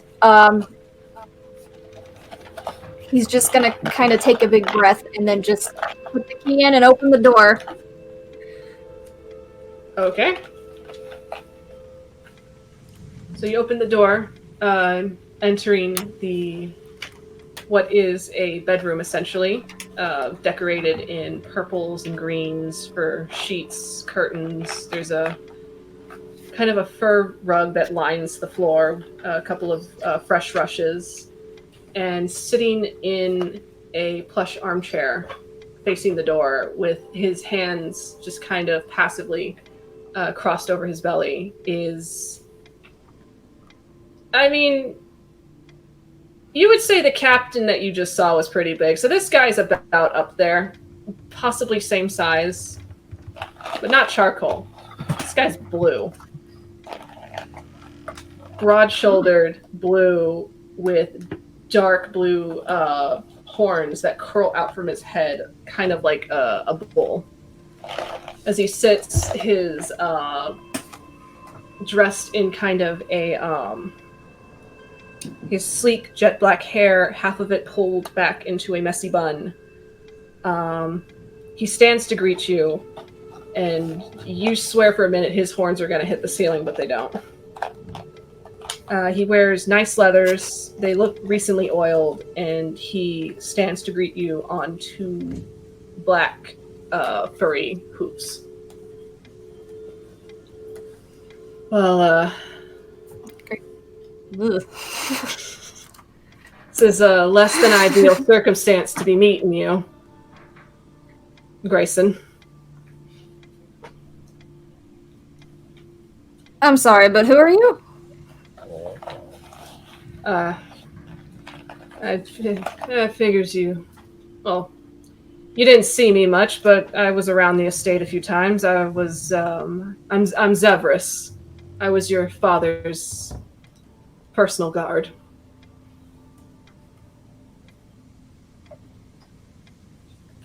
Which, All right. roll me perception.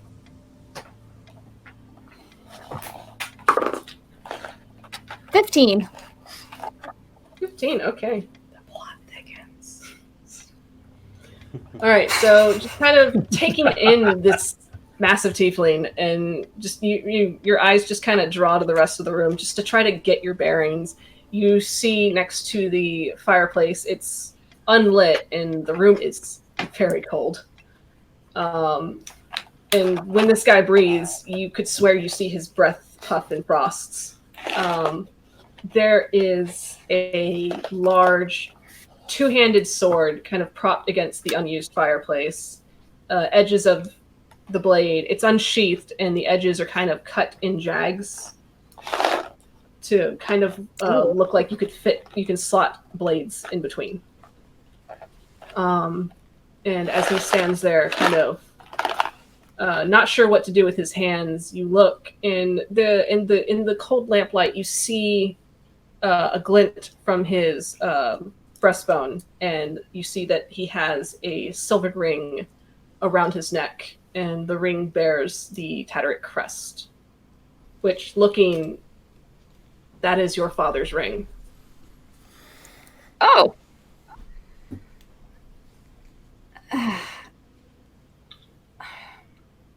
And that's obvious it's his ring? Or is it just a family ring? You've seen your father's ring enough times, you know that is his. Why do you have that?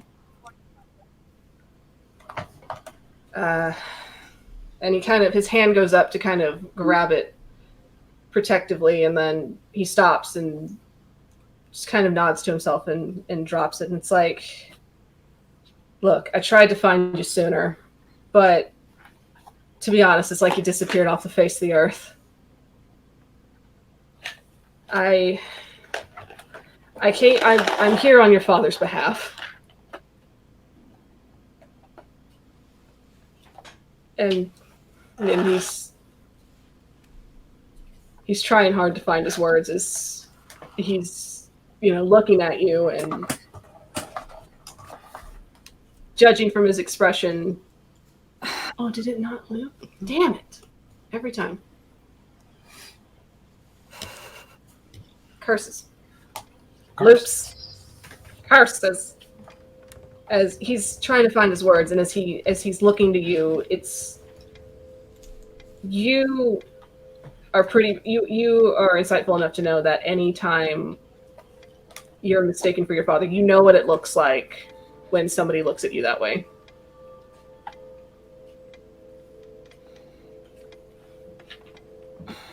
Well, tell me what you want to tell me.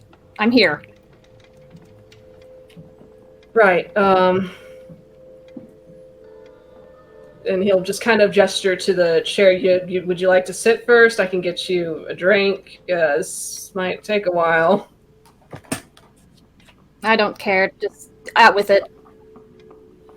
Right. Fair. To the point. So, how much do you know about your father's death? If we're going to be to the point. He got sick while I was at school. That's all I know. Is that what Rhoda told you? Yes. I mean, I had to ask, but yeah.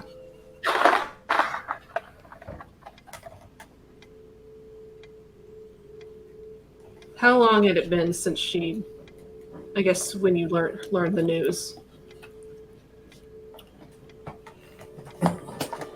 How long had it been? Since, I guess, how long did it take you to find out that your father was dead?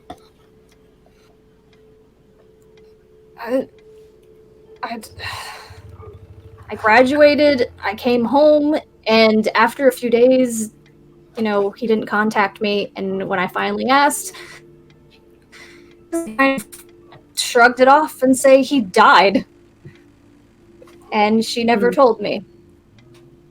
She didn't want it to interfere with my studies, so I guess he had been dead for a while. Right, so that's an outright lie. Well, about the sickness. The death itself is more complicated. So he kind of just kind of standing a bit. He just kind of winces a bit and just kind of backs up and returns to sitting in the chair. This time, a little bit more slouched, as he just kind of rubs at the scruff of his jaw. So your father didn't get sick. Tavin was murdered.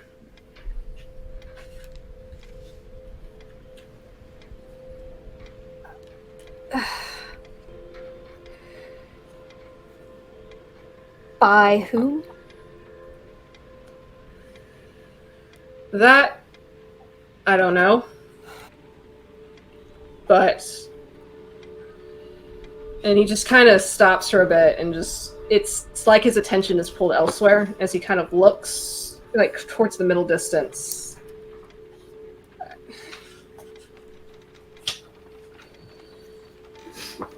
No, you. I don't think he can take it, but okay. All right, fine. Don't look at me like that. Fine. And weird. He looks back to you, Greyson. I don't personally know the details of it. I was the one that found him bleeding on the floor in this room. And then he died in my arms. So I don't know who did it. But there is a way for you to get the answer.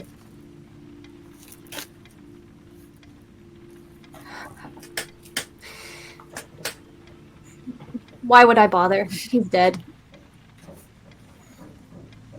He'll reach up to He wasn't there. The chain. He wasn't there then. Wasn't there then. He's not going to be here now. What's the point of all of this?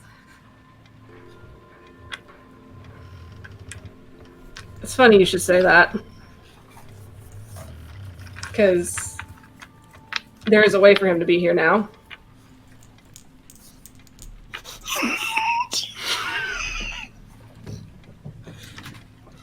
What? He'll go up, he will unclasp the chain around his neck where the ring is held, and he's going to hold the ring out. To me? He's holding it out to Greyson. Huh.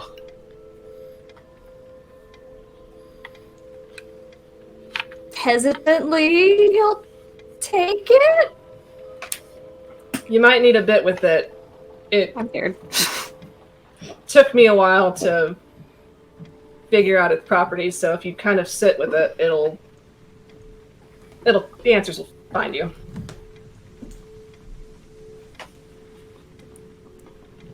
I don't know if I want them to find me.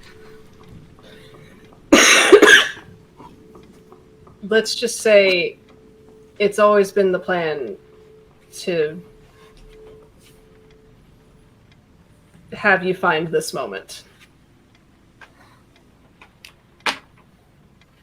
There's some things about your family that you need to know.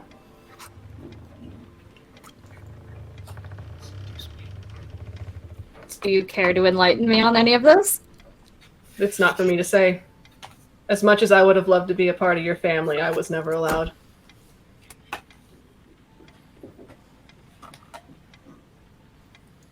All right. Greyson will actually clasp the ring around his own neck. Okay. And as you do so, Zevers will look a little bit sad about it, but just get the answers you need and bring it back to me, please. It's important. Please. All right. Will you be here?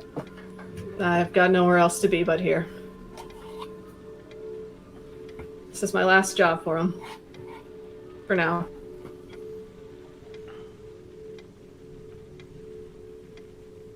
All right.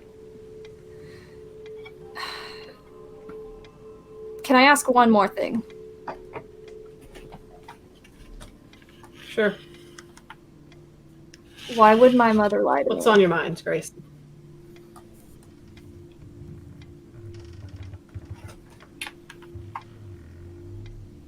He'll just kind of laugh to himself a bit. It's funny, I can almost hear him say that it's because she's a lying cold bitch, but honestly, I don't know.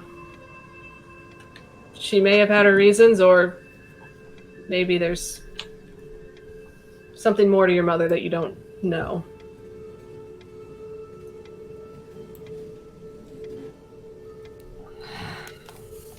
Rhoda's always had a plan for something. What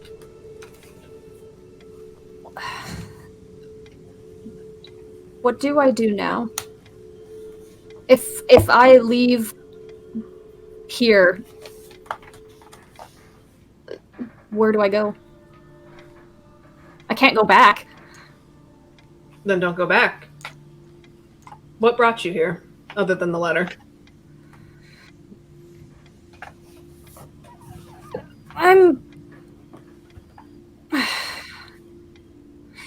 on the run, I guess. Understandable. Predicted.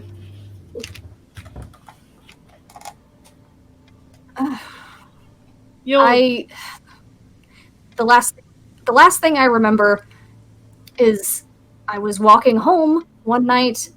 I was jumped. I got the shit kicked out of me, and then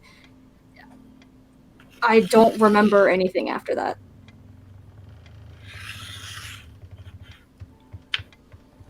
Sounds to me like you lost some time. I guess. Well, hopefully he'll give you the answers you need. Right.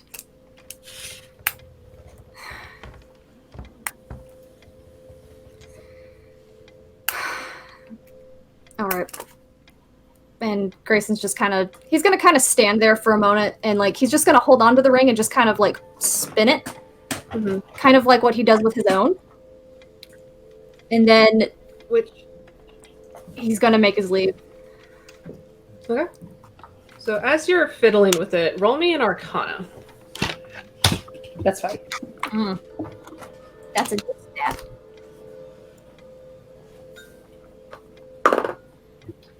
A non-nat 20.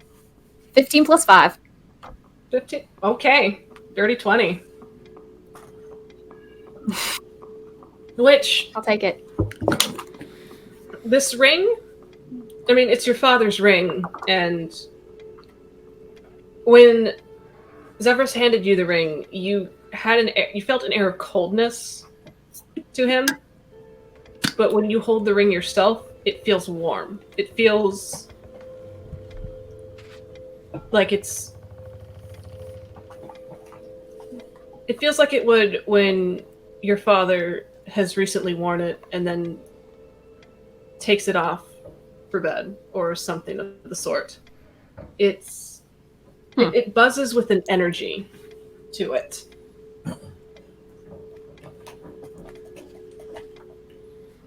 Okay. So. Okay.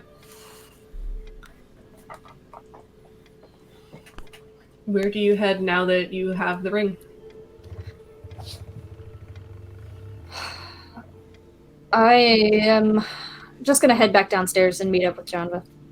All right, and Janva, in that moment, you would have been conversing with this. As she's putting it, you're now her new best friend, this drow woman. Janva is sitting there very nervous with the drink and with the subject of rings. She's sitting there and fidgeting with the ring that's on her finger as well. It's like, oh, hon, are you nervous? She doesn't really have a response for that, but yeah, kinda. I'm sorry if I'm a bit too much or a little off-putting. It's my first night out without my husband. Oh, Congratulations! Question mark? Oh, thank you so much. Congratulations? Question mark? She is drinking more of the green concoction more than you are. So you see a bit of the purple flush to her cheeks, and it's just like, oh, you know how the story goes. Husband's divorced. He ends up in jail for some unsavory reason, and, you know, that kind of fun stuff. What a shame. I know. Would you believe he was working with some kind of cult? Oh, what's he now? Oh, I don't know which one it was. I don't know. There's usually one popping up every day, so. Yeesh. So, Janva, as you were sitting there, Greyson returns back downstairs. She's gonna look past the drow woman and Greyson just like, save me. And Greyson, you see that Janva. can I do an insight check on that? Insight check? Do it. Yeah. If she's actually giving the please save me. Okay. Yeah. 15 plus 4.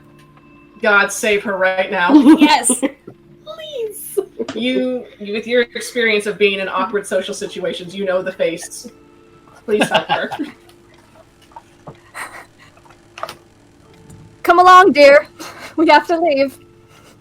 He holds out his arm. Yeah, it's like, oh, well, that's so kind of you. Yeah, and just like, Janva just looking at her, it's bit like, well, I apologize. It's been fun. Oh, it's been so much fun. You should keep in touch. Sure. If you ever want to come back for some girl talk, you can always find me here. Okay. Looking back at Greyson, like, oh god, let's leave now, please.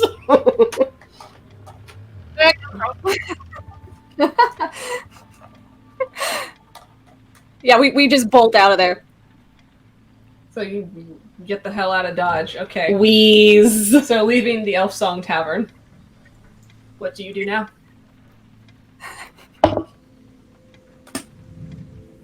Yeah, just Janva probably just So relaying to. Oh, sorry. Oh, go ahead. No, Janva's gonna relay to Greyson, like, well, I guess the cult's got some business going on here, because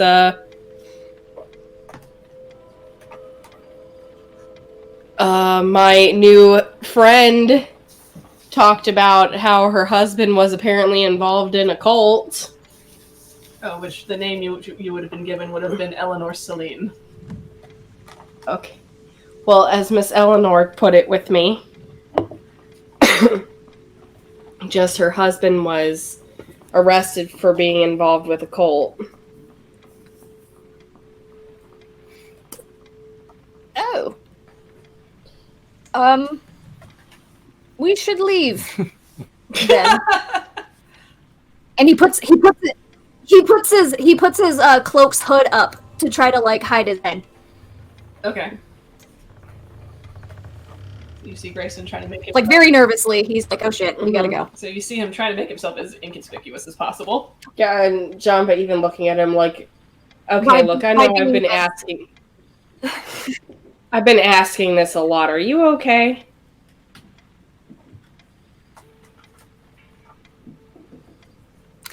I just found out my father was actually murdered when I was told that he got sick and died.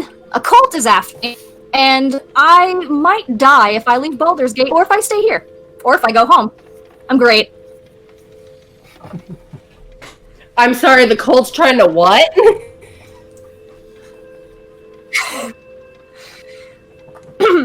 We need to leave. I can't let them find me. Right, so we're getting back to the ship, and you're gonna spill a lot more than just what you've told me right now. Okay. So the plan is to head back to the ship? Yeah, granted, at the same time, it's like, Janva's just heading back, and it's like, oh, damn it, Birdurai. So. It's just like realizing, oh, damn it, we forgot the bird.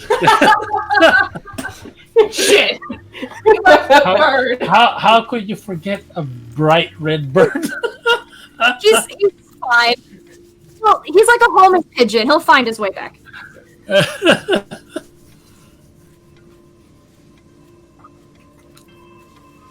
Janva just like, you've not been around him long enough to know. In all fairness, he's been around Birdurai about maybe a day less than you have. True, but still.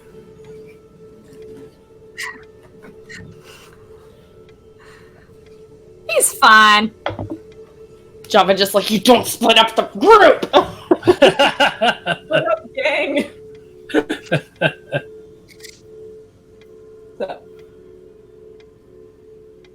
All this stuff is not kosher pickles. Well, so... Back on the boat with Fox. It's not Stranger Gucci. Sits there, kind of looking thoughtfully at the sky. I could go for some pickles right now. Pickles do taste pretty good. You want me to go find us some pickles? No. I'll go find us some pickles, and he gets up. The ship. Alright. Pickles. I'm gonna yell out as best as a fox can yell out. Bring back hay!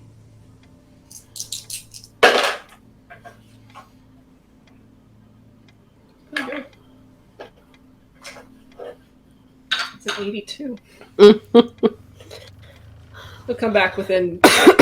It'll take him 3 hours. Fair. But he'll come back with... not a jar, but a bag of pickles. Like a linen bag.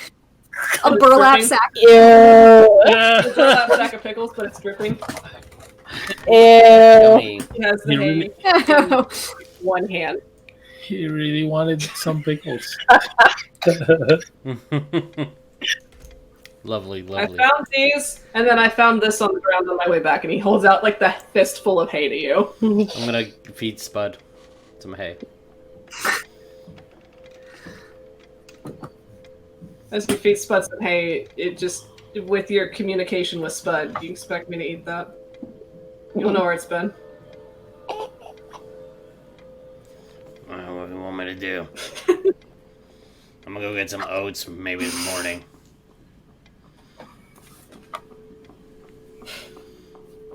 It's better be worth it.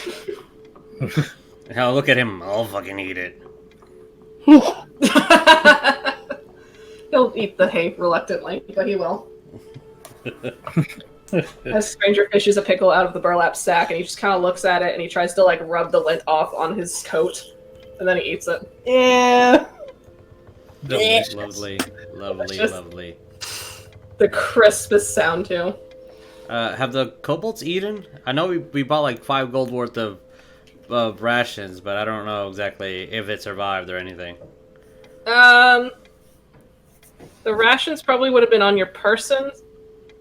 So I guess if you had some rations on you, then Well, I gave Birdurai the money. I don't know if he did the like nitty gritty I finance. remember he did get the 5 gold's worth of rations. So, judging from the boat being capsized slightly, I think some of it would have ended up in the water. So Yeah, if you, I guess, because I did buy like 30, like a month worth of rations, so how much was survived and how much was taken by the ocean? how much was paid tribute to the ocean? For the dragon turtle to eat. About 30% of it went into the ocean. So Okay. there's, what, 20 days worth more? Did I do math right? Yeah, about. So with what you have, they'll be satisfied with. I mean, kobolds don't really need to eat that much. They'll get by on just barely starving because that's just how kobolds are. Yeah, I'm gonna give the biggest piece of fruit or a vegetable to Spud as well. As he will gladly accept it. All I right. lost. So, Greyson I lost my and Janva, are you pencil. heading to the boat or are you heading to the tavern to collect Birdurai? I want to head to the tavern to collect Birdurai, honestly, because last thing we need is the. Greyson, are you following with or? Yeah, just Yeah. Janva even just looking at Greyson and just kind of whispering, it's like it would be worse with what's going on. It would be suicide to go by ourselves. So, Right. heading. So with Birdurai heading to the tavern first. We'll go with you. As you enter into the Blushing Mermaid, you see it's pretty busy.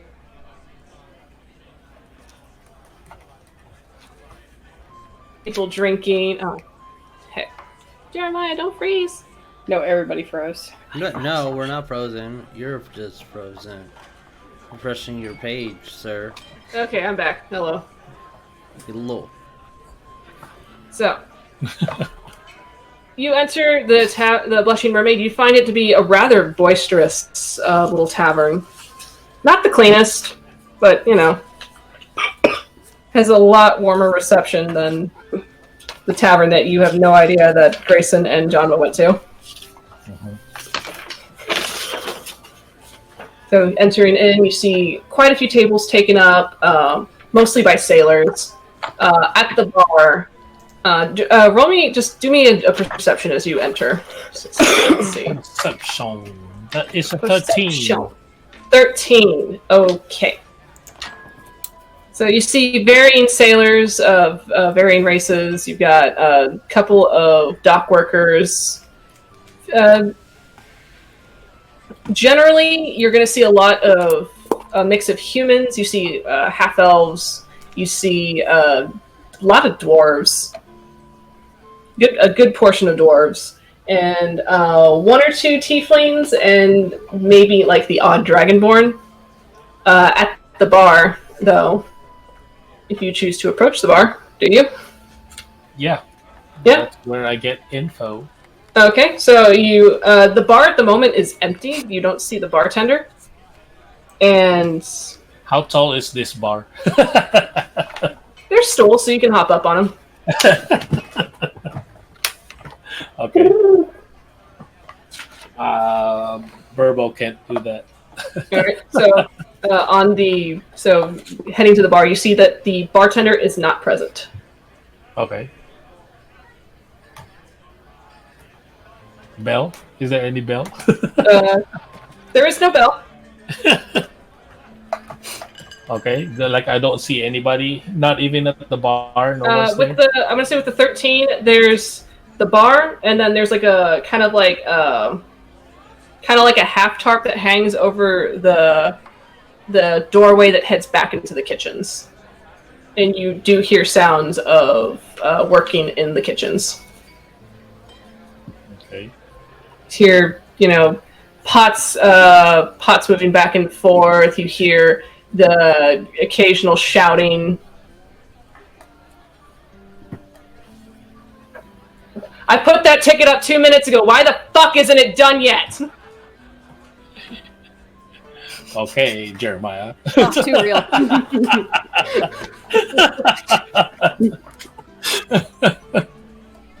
I felt that in my soul. Swear to God, if you don't get your shit together, I'm gonna be cracking some goddamn heads back here.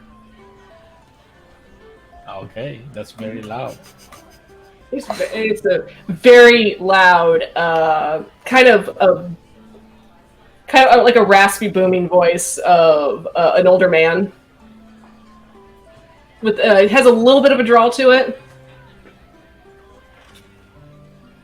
And I'm just gonna walk around the tavern to basically see or hear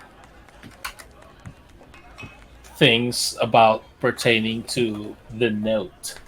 The note. Roll me perception. Perception. That is a Perception. 6. It's a 6. There's a lot of chatter happening, and it's mostly complaining about work, not wanting to, the occasional sailor who doesn't want to go home to the missus because he's tired, he's been on his feet all day, now he's got to give someone else attention. Like, I love my wife, but God, I need a moment. To use. And with that, one of the patrons that's at the bar kind of like takes his metal tin and he kind of like raps it loudly against a bar, and it's just like, "Yo, barkeep, what the fuck's taking so long?" I will do the same. You're gonna do it? No, I'm just gonna. Oh my God. Barkeep, I need a drink. Paul. Which, with the guy banging his tin, you see the barkeep exit the kitchen. He throws the tarp back, and he's a huge man. Yes. Which, you've been seeing a lot of huge people lately, but for a human, this guy's huge. Like, Yes. broad, hairy. His hair is kind of pulled up into it's like brown hair, but slowly kind of faded with age. Kind of a word. Beard. Not a beard. Not a beard. Scruffy, but not a beard per se. Patchy goatee. No, he's got quite the facial hair, but it's not like a full beard. But it's like kind of like patch. Fade. not patchy, but it's not a full beard. That's all I'm gonna say. It's like kind of like the shadow almost, but not quite. Part of it's kind of interrupted by like scars that go across his face. This guy's got scars all over his fucking body. As he grabs the pin that the guy is holding while it's still in his hand, and he slams it down on the counter and looks at him. What? The guy just kind of lets go of the tin. I just wanted a refill on my drink, man. Yeah? See the tap right there? Think you could figure out how to fucking pull it? Can't you see I'm busy? He just kind of smacks him upside the head and then looks over to you. Just kind of looks over to you, Birdurai. Yeah, I would. What, you wanted a drink too? They just kind of... Wait. What the fuck with the burden? I don't even know how to respond to that. I can talk. And I learn something new every day. What do you want, Birdie? The information, perhaps.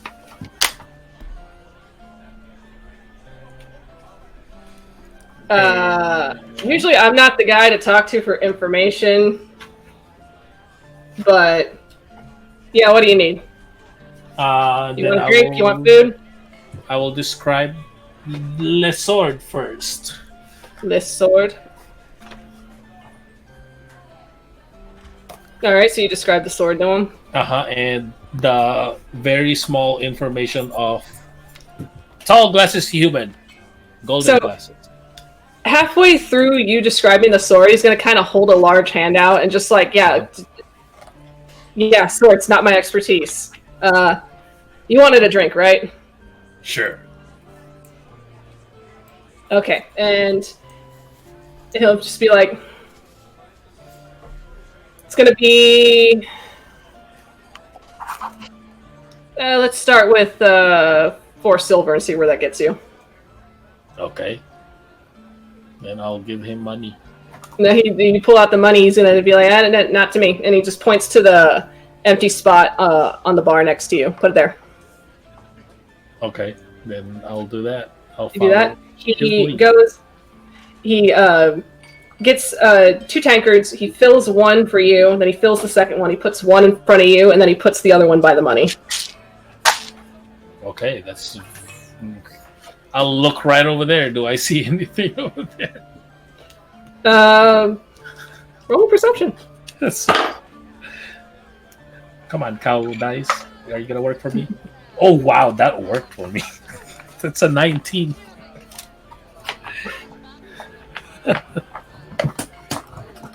Still not high enough. Okay, so... Did you just say what? Huh? No, I said still not high enough. So you just kind of look. You kind of look over briefly, and then your attention's kind of drawn away to the man kind of going over and refilling the other guy's drink. And then you do notice you hear the stool kind of scoot, and then there is a figure sitting next to you. What kind of figure?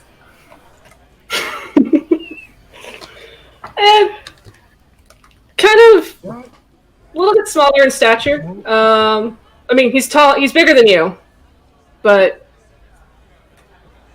green coat, a mask pulled over his face. Wow. He just suddenly appeared.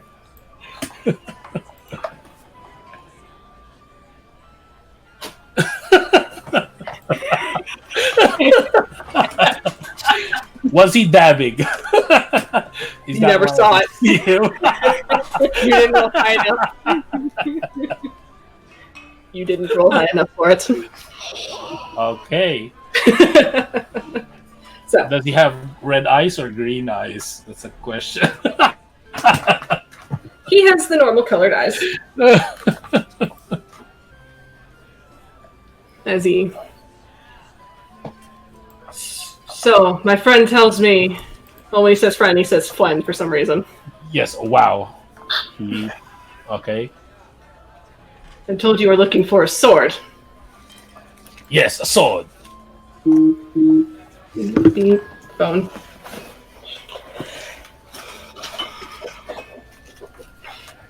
So do you describe it to him, or? Yeah, I'll describe it to him. Okay. Black golden sword, or black sword dragon. He kind of goes like this, over his masked face. Gotta keep looking. Yeah, just... Why do you look like me? That's the bird.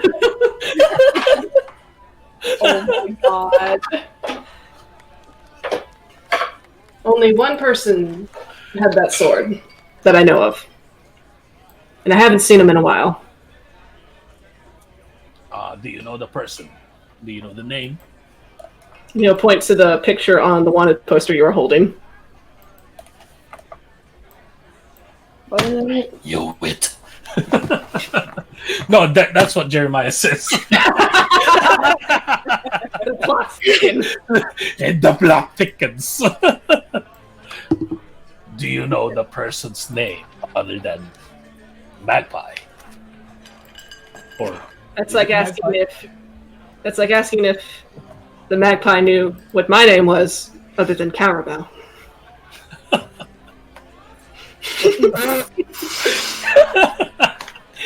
Yes, you haven't caught up yet. Jesus, what have you been listening to? I know, right? But you haven't paid attention. I'm insulted. No, I mean, Yeah, I wrote this I'm two told- fucking saying the weeks. actual name is different. The than- record, I wrote this 2 fucking weeks before Sacred World.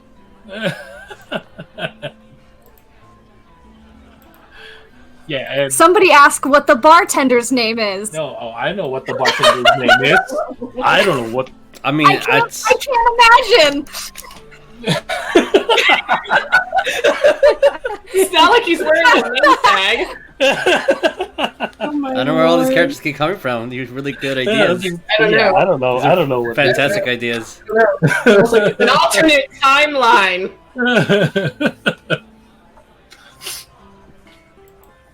But I don't know its name, but he did work in the Thieves Guild with me from time to time.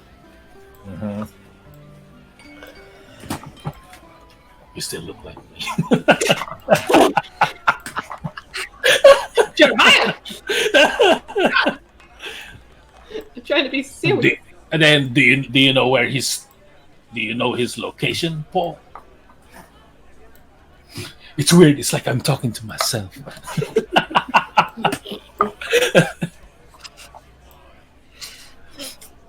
Okay, no more jokes. No much. Are you sure? Because that's pretty trying to see more of me.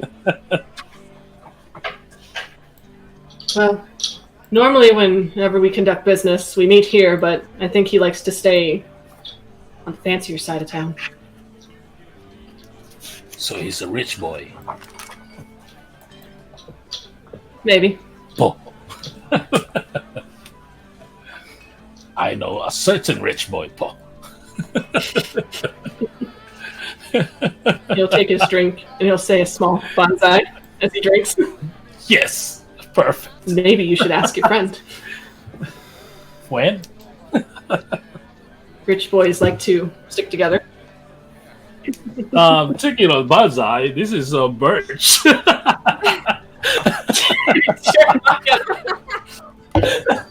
Hey, I'm Excellent. trying to plug our birch, man. You're doing a great job.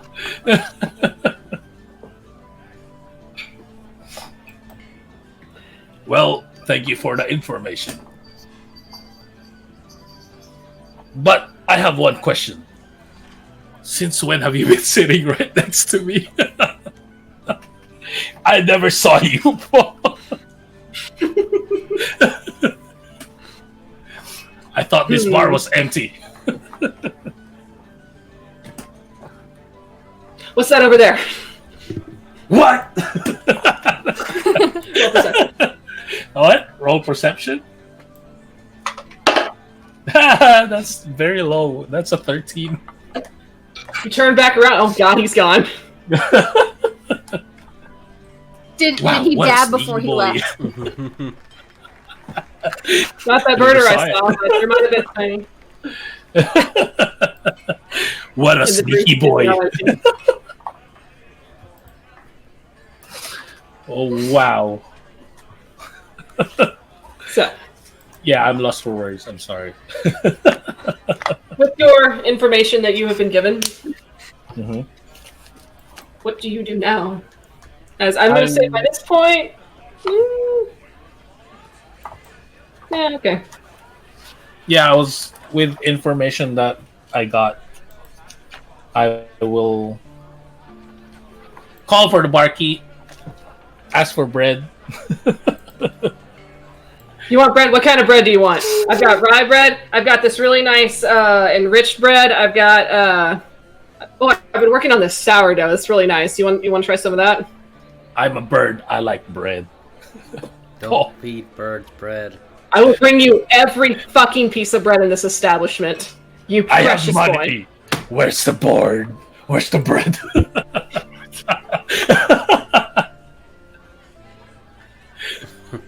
He will bring you one of each of his fucking breads to try. And I'm Yes. gonna roll how many fucking pieces of bread he has. He's got 5 different types. He has 5 different types of bread, so you better fork over that dough so you can get some dough. Yes. How much for all the breads? And as he is packaging up your bread for you, by this point, Janva and Greyson, I believe you would have made it to the tavern. Yeah, so going straight up to you, I guess, Birdurai, it's like, so how have you been doing today? Get any interesting information with the note? I thought you were that sneaky boy again, Paul. I still haven't seen him again. But yes, I have found some information, Paul. Okay. I want to check the ceiling. Have you been crawling in the ceiling?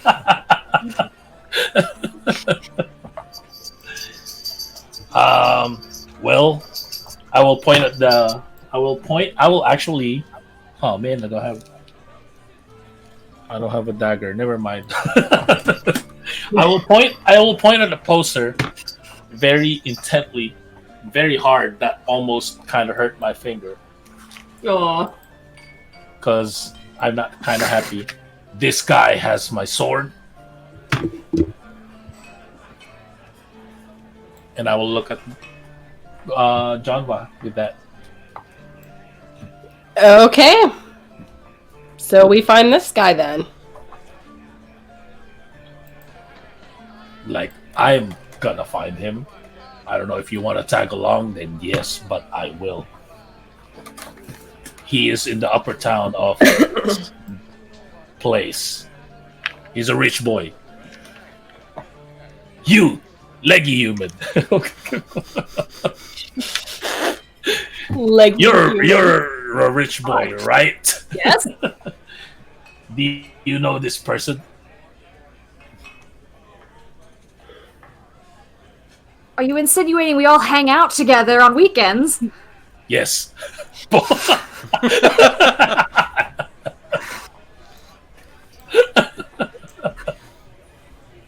don't know who this person is. I've never been here. If the barkeep is wrapping up your bread, what the fuck is a weekend?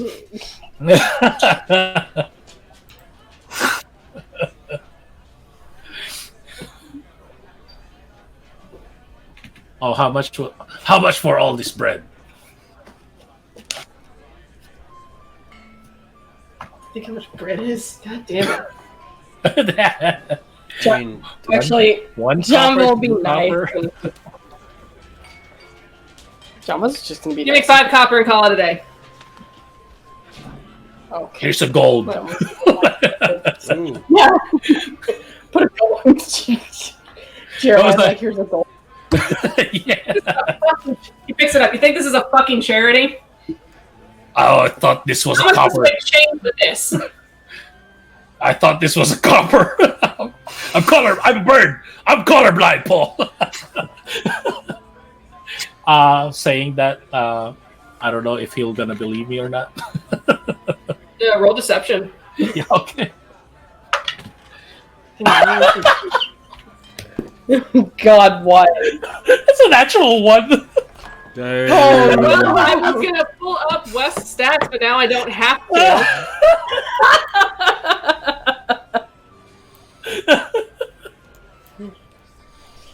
Oh my god. Boy, if you don't put 5 copper in my hand, I'm going to throw you against the wall like a fucking dart.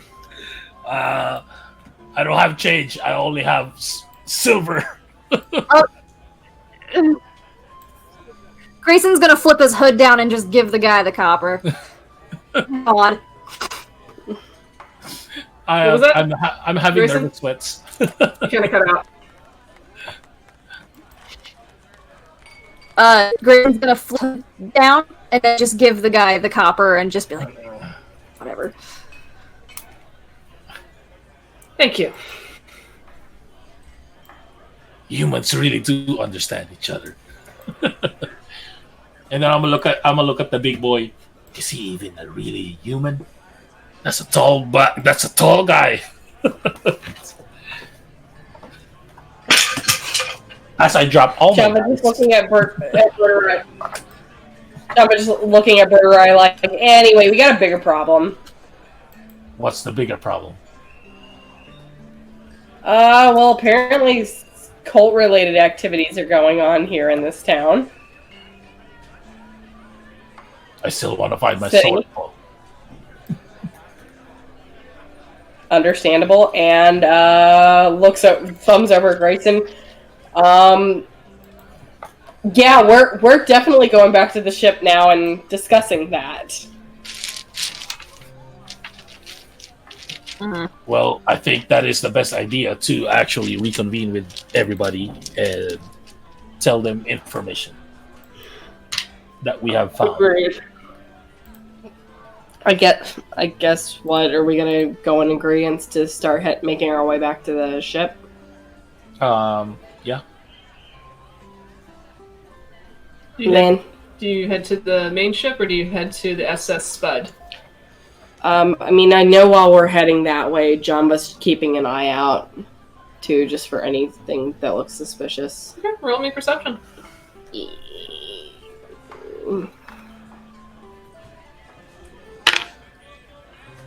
That's a 19. As the day is wearing on, you're kind of heading more into the late afternoon at this point. You just see this just general crowd bustle of people coming to and from, going into shops, going to their homes. Nothing out of the ordinary. Okay.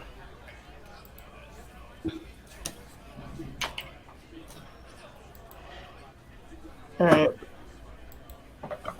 So, as you all go to reconvene back at the docks, so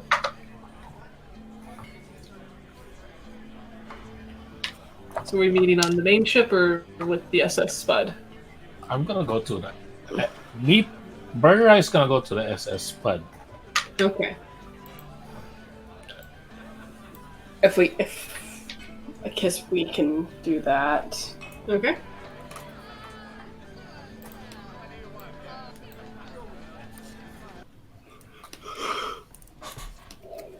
Let me get the docks back. There we go.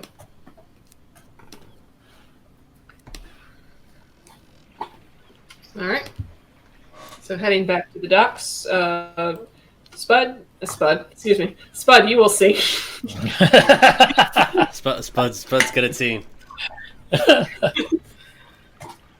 So Fox, Spud, Stranger, will see Birdurai approaching ground or sky. Semi-floating, maybe a foot. I don't want to get shot. I'm still scared. He's I'm hovering. As he kind of hops his way into the boat, you'll see Stranger kind of sitting cross-legged on the ground as he digs into a bag and holds out a hairy pickle. Do you want one? Nah, I'm fine. Points it to you, Birdurai. Do you want one? I have bread. You'll see the biggest smile on his face too.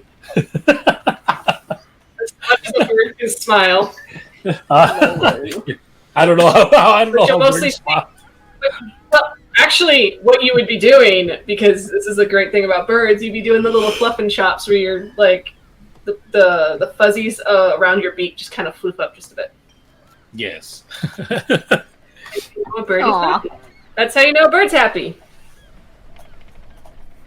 You'll see my little hairs in the back to go like. Lovely. Bread.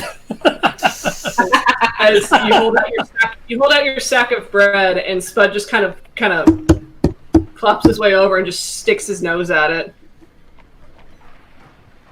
You want bread, Spud? I'll give him half of the bread that I'm trying to eat.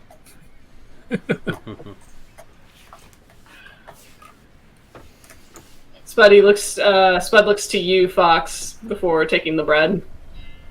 Go ahead. He will take his bread, and he will happily. And I'll give one to Ro. Hey, Ro! Bread! Bread. What is bread?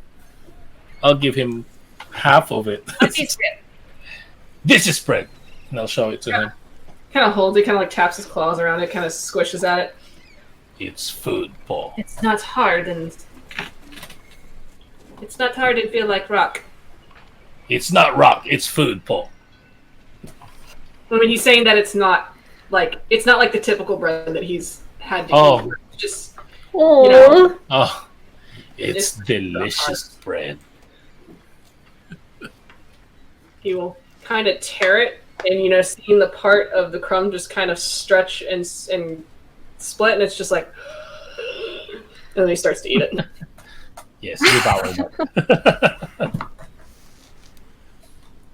So, And with that too, I will tell everybody the information. okay. This bastard over here has my sword. As Birdurai holds up the now crumpled wanted poster of the green-eyed magpie as he points it out to everybody.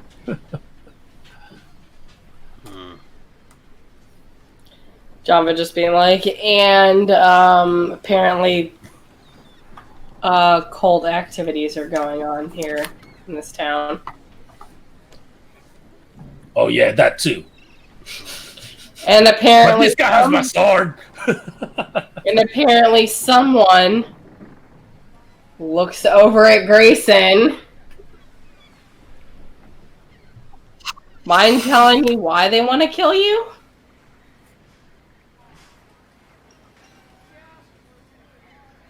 Not really. Wait, somebody wants to kill you? Hey, Janva, Yeah. roll me a history. Huh. Roll me a history just for fun. See if it comes to you. What? Well, just Fun for days. fun. You've got to be fucking kidding me. I'm not. Why would I lie? Fine. Why would I lie? Fine. It's loaded. +4. I guess with the 24, just kind of trying to rack your brain Jeez. for it. It's like, Hey, you said just for fun. we're gonna do it now. Fun. Super fun. I broke the game. Just like, why would the cult be chasing down some noble kid? Why would they want anything to do with like this snooty little asshole? Like, what's going on? Like, what's the significance? And the pieces just kind of start coming, and then they click, and it's just like, you remember hearing,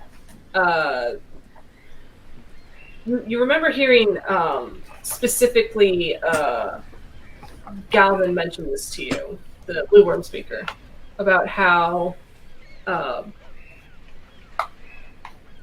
somebody from, I believe it was Nirenvain's faction, how they were having talks with a noble family on the other side of the continent. Port Town, they had a history in dragon slaying.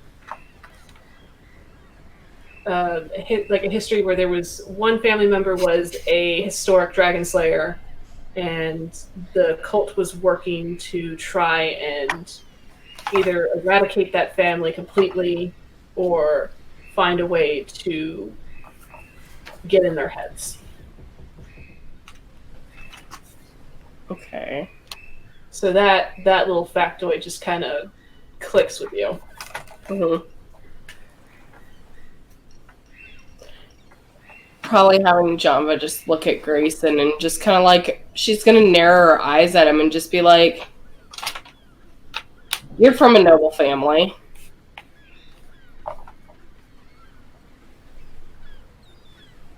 Is it that obvious? No, He points to his family ring on his left hand. your family, what are they known for? What is your claim to fame? Gemstone mining. Can I insight? Are you talking about how my entire family lineage? What? You kind of broke up there, Lynn. Sorry. Did he want to do an insight check? I mean, if I'm allowed to. Yeah, Fox is doing an insight check. Yeah. Gemstones, that's it? 15. 15? Yeah. What are we insight checking? Well, sorry. What are you insight checking? I wanted to see if Greyson is full of shit. the gemstone situation. If there is some shade or any, does he have to double think about what he's saying? Is he stuttering, or like is he really quick to come up with the story and the story is very solid? Like I want to know his tone. Like, is there a fluctuation in anything of how he's saying what he is saying? Any of that, Greyson? They are known for gemstones. He's not lying about that, but he's stuttering. Okay. Yeah, Janva again is just going to kind of narrow our eyes a little bit more. It's like, what about dragon slaying? Dun, dun, dun. Maybe. I'm gonna walk over to him, and I'm going to. Shit, no, I don't, because I don't have Druid crap, but I do have Shape Water. So, since the ocean is right there, I'm gonna cast my cantrip to control a little bit of water as I look at his insignia, and then just make it into the 5-foot area that I can for the water. You wanna just walk with that on your fucking back?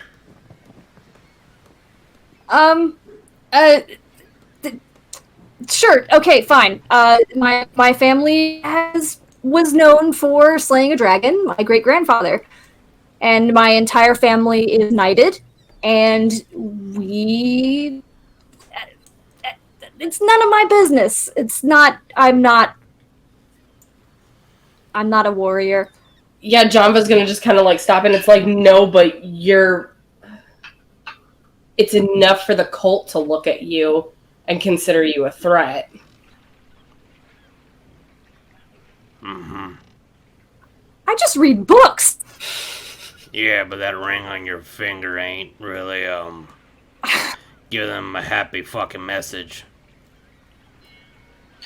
Yeah, Janva's gonna probably even relay in the message of your family is the one that my former mentor wouldn't stop complaining about. I'm gonna squint really I'm not hard. surprised that we are getting complaints about. Do what, Jesus? Fox is gonna squint towards Greyson. What color was his dragon?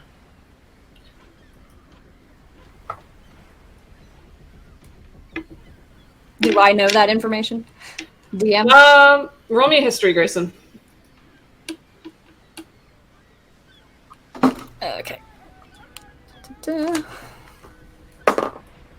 17 plus 5. 17 plus 5?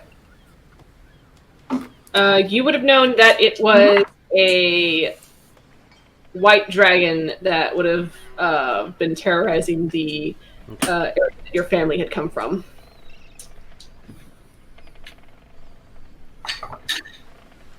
Okay.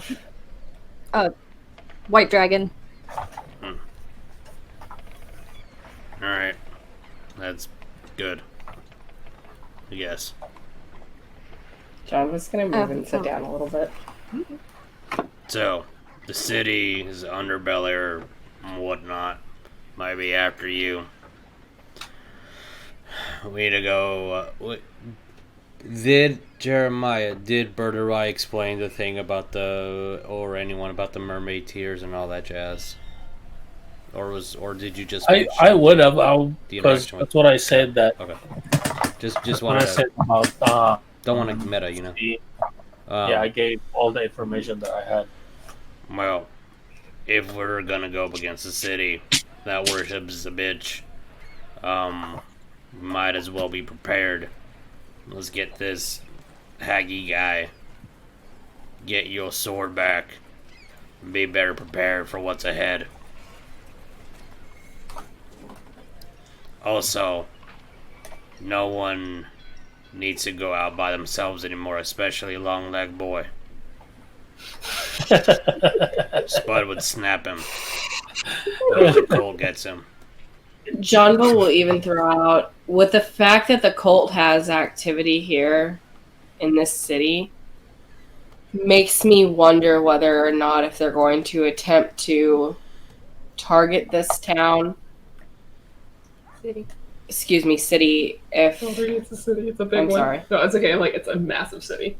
Yeah. No, again, just if the cult's here and trying to gain information, do things as they will, it makes me wonder whether or not if there's something here in the city that they're It's also big enough. It has a lot of potential. You're still technically with the cult, aren't you?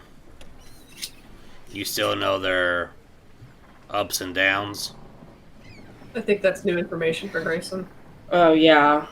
Surprise, Greyson! Yeah, he's not not into that, and he's visibly upset and very mad. Okay. I'm gonna, as I still have my, And it's like, Hold on. What? as I still have, because I have control for the water for another hour, I'm going to draw as wide as I can a circle around all of us, as a very physical indicator of stay here to everybody. Whatever y'all's petty shit, put it aside. I'm sacrificing the one thing that I care most about to fucking save people. Someone was in a different position, and now they're here for I good. almost died. How is that petty? Death is just a part of life. Overcome your anger. Overcome that situation. I don't want to die. Well, some of us do. No, I'm literally standing on a boat. I'm standing on a boat with someone who tried to kill me. I didn't physically try. I was not the one who attempted, okay? Look, what the cult did, I want nothing to do with it anymore. That's the reason why I'm standing here right now. Greyson, you're smarter than I am. You know having an asset inside is more valuable than us fucking around. I just want to go home. Can you go home? If that's all you want, here's a fucking ship. I'll teach you how to sail it. You can go home now.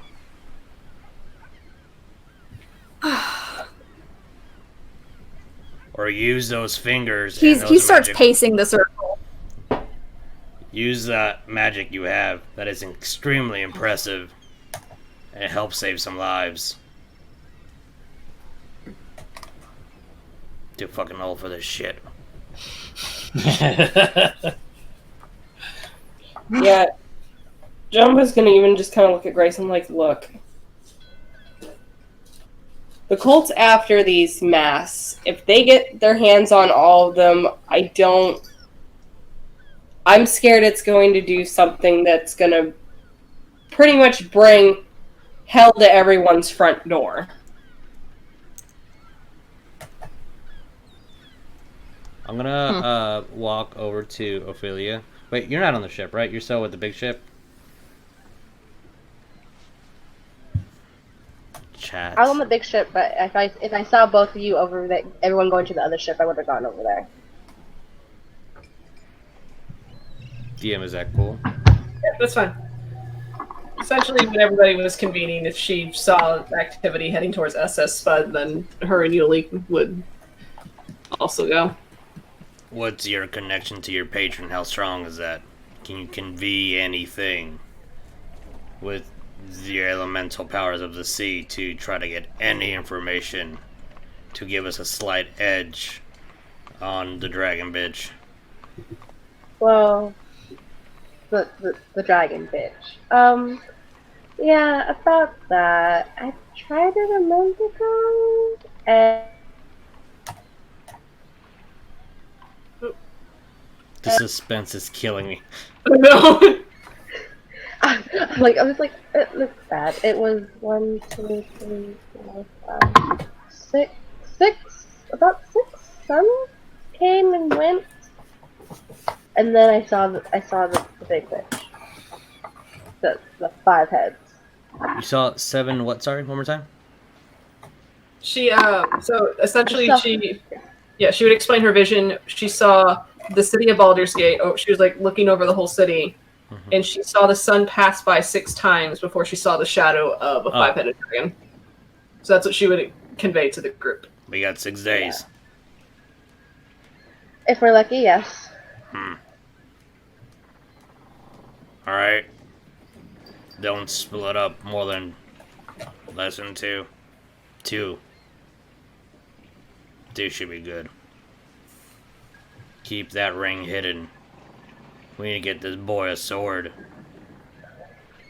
You need, and I'm looking towards Birdurai. We need this boy to get a sword. I'm gonna point towards Janva. You need to get us some fucking information.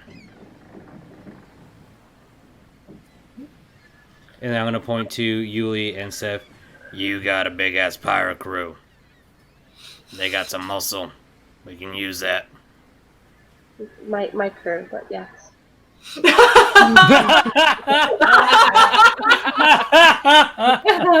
Is stranger still on the boat, right? Yeah, he's never left. He's been sitting there the whole time. I'm gonna look at him eating pickles, hairy pickles. as like hopefully in mid chew as he has a mouthful of pickle. And what the fuck are you gonna do about this?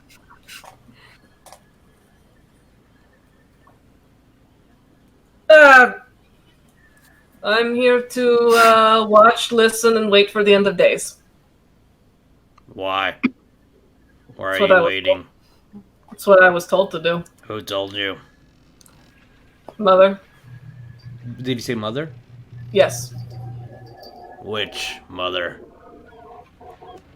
My mother. God damn it. I need y'all to fucking stop talking in ghosts and shit. Be more tangible. Can't argue with that statement. Why? What information does she have that we don't?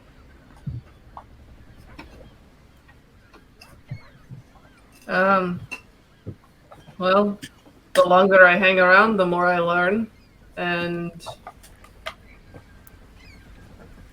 one by one, she will collect what scares you most. I'm gonna look at him really intently. What is your mother's name? I call her mother, but sometimes she responds to mama or mommy, sometimes ma. Can I roll religion? Yes. Go for it. This boy. Alright, 17. 17. Okay, that's pretty good. So, 17.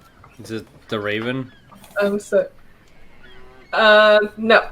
So, Okay. 17. The way he says mother and connecting it with fear, and you've noticed that the past week and a half or so you have been traveling with this tiefling. He has never slept once. Uh-huh. He looks very tired. He looks like, and on certain nights when you would have slept, if he was around, people wake up from very vivid nightmares.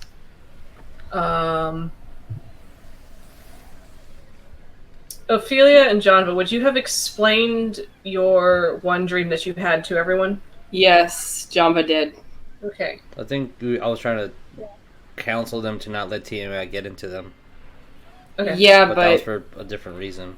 But letting kind of the information weave together, and remembering when Janva and Ophelia had that vision, seeing the moon turn into a serpentine eye, hearing or feeling coils of fear wrap around them, you it kind of all points to one name, and that name being Dendar.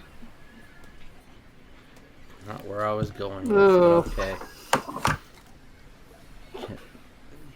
Can I Google Dendar, or can you tell me information about Foxness? Dendar? Because Jesus doesn't.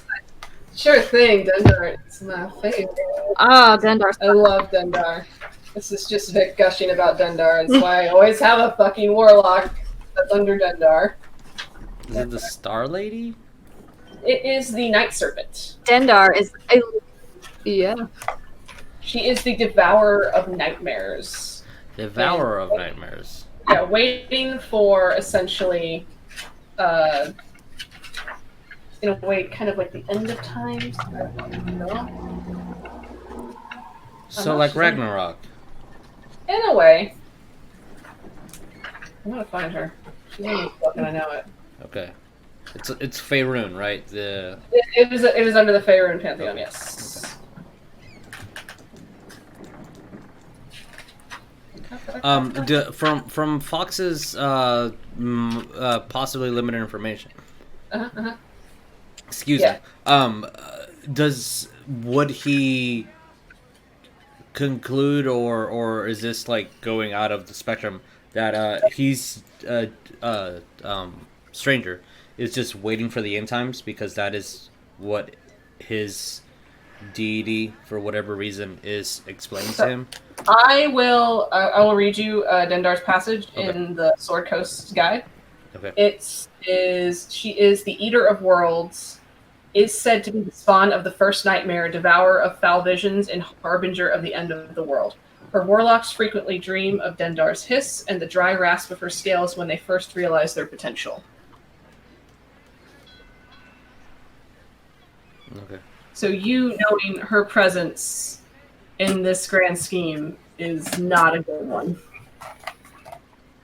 It's mostly a waiting game for her, but with her sending somebody of her own to witness what potentially could be the end of times due to Tiamat is not a good sign.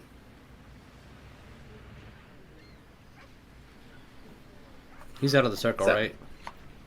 Huh? No, he's within the circle. Okay.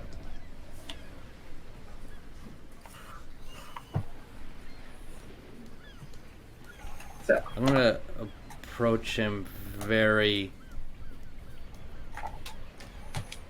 intentionally. okay. Fox is doing this deliberately for people to pay attention to the seriousness of what he's doing. Which, when you approach him, he will tense up in the way that someone would when they expect to be struck, but he will not move. I'm gonna look at Stranger at if he's sitting down at eye level or if he's taller than me, try to extend my neck to reach up to his level. He will be sitting on the floor of the ship. Then I'm gonna get on my knees to the floor as best as I can because shells are hard to bend.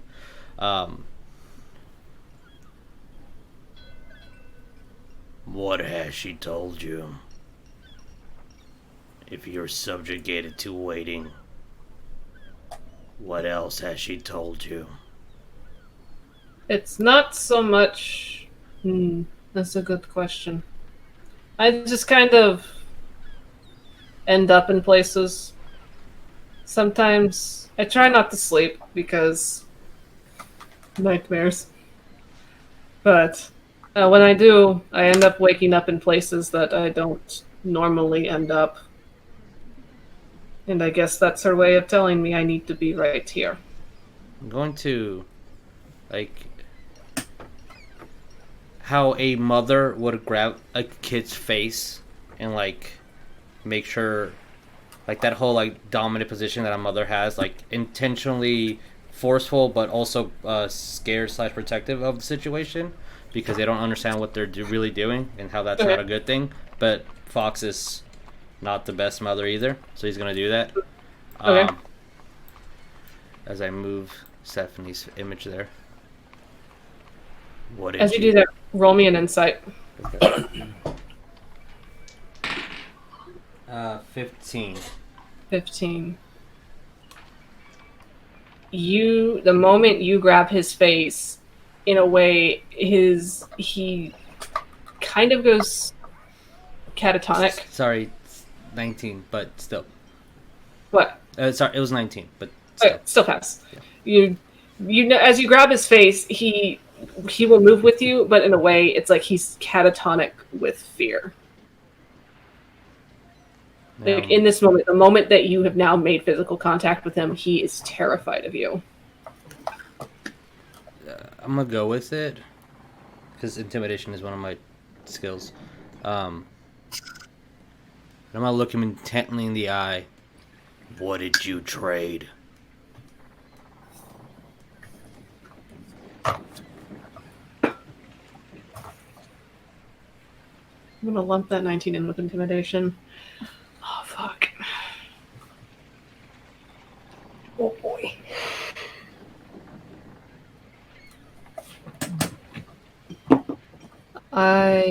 He will try not to look at you. As you are trying to look him in the eye, he will try not to look at you. Mm-hmm. But he will say very quietly, in a very strained voice,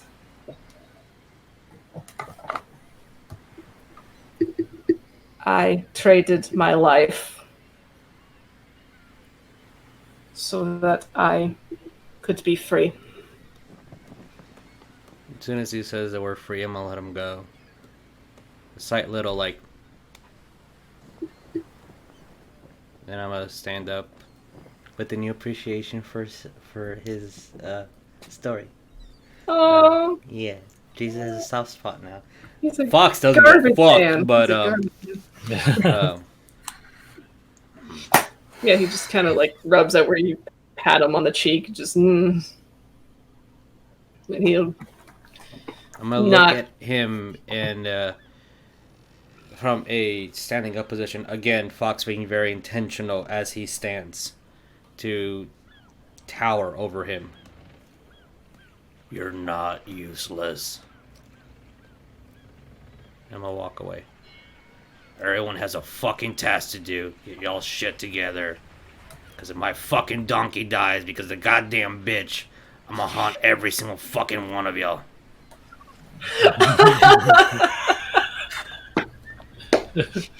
Okay. So, with that pep talk given, you... Don't worry, guys. I have minuses of charisma. It's a hell of a pep talk. Don't let my donkey die. Save the world for Spud. The world for Spud. For Spud. Save the donkey, save the world. Save the donkey, save the world. So, with that, with Fox's words kind of being the trigger for this conversation is over, unless anybody has anything else to say or add. It's now coming upon nightfall in Baldur's Gate, as you are winding down for the night. For those that wish to stay on the secret oasis, there is space offered. There are blankets, there are cots. Hell yeah. Hammock. Gray's gonna go over there. Gray's going to the ship. Fox is also going to go, but he's not going for comfort. He's going to go negotiate. Okay. Do you taking Spud and the kobolds with you? Or are they going to... No, they're going to stay. I'm going to tell Spud to watch over Stranger. Oh. Oh. Okay, which he will...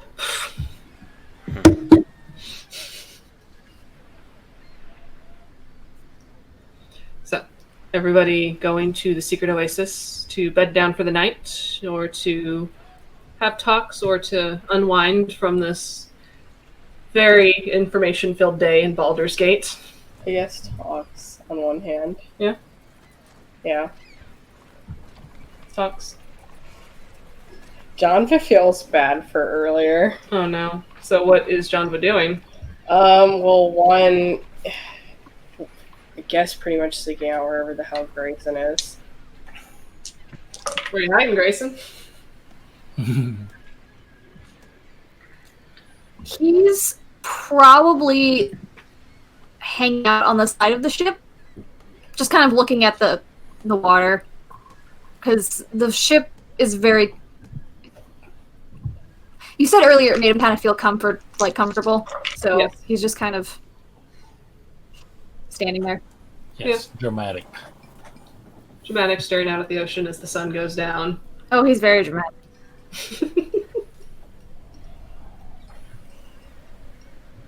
Of course. Yeah. Janva's just gonna kind of go up and still be quiet for a minute, and then just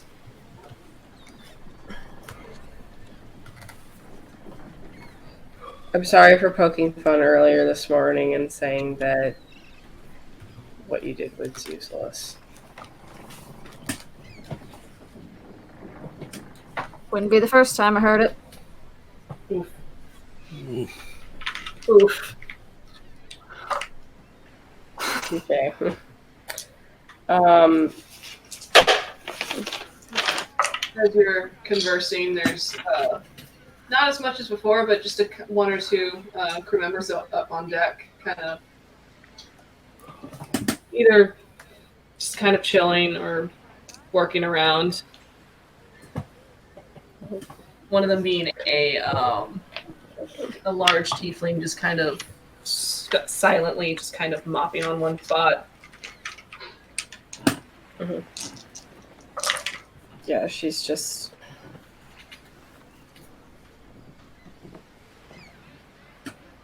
Look, just get one thing straight. I'm not trying to kill you. I'm not.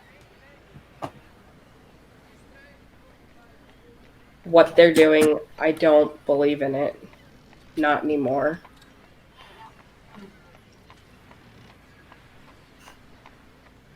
Anymore? Janva's gonna kind of like. Just to say it's not still in there. Oof. Janva's gonna kind of mess around with the ring on her hand again and just. The trauma. Yeah, it's like. This is some tea, guys. Yeah, it's just I'm sorry that I can't help what I was raised in.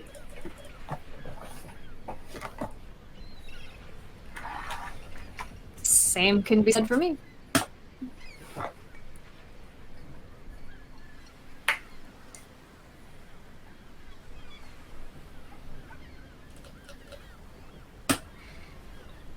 Janva's just gonna sit there. If they find you, they're gonna find me. Mm-hmm. It's gonna be one of those things where Janva sits there really quietly for a second. I'm trying to think how she would put it. I'll let John put it. I don't. My first family thought I was a mistake.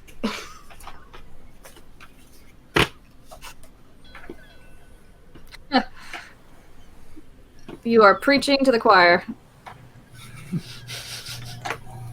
But did your family feel that way about you too? Yep. When I found out about my father's death, my mother told me to stop crying like a drunk commoner and that she's trying very hard to make me representable among the family, and I just keep failing her.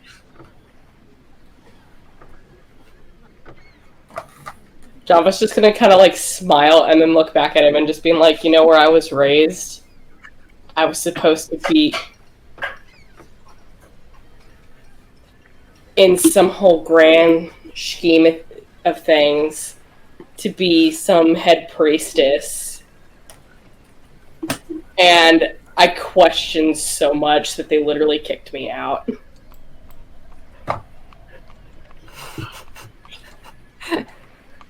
That's actually kind of funny. Yeah, I know, right? My entire family, would you believe that I am a knight? I have a whole suit of armor and everything. No. Oh my goodness.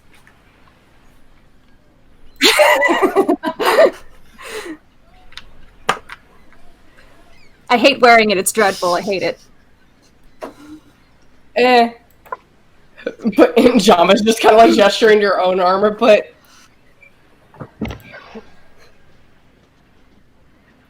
yeah, it's like Each their own. I mean Yours is yeah, fine. dude. It's nice.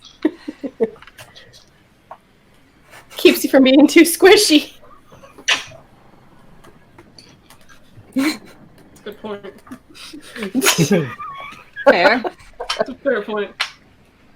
But yeah.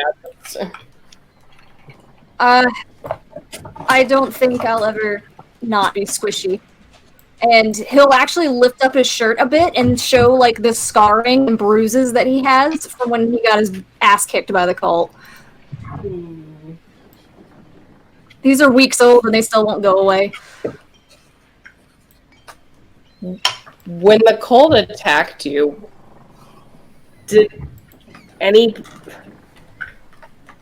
was there anybody at all that just stuck out to you? Anybody?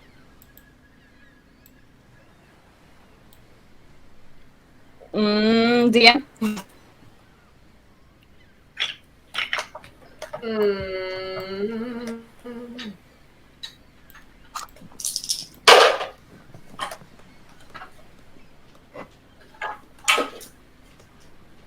You recall seeing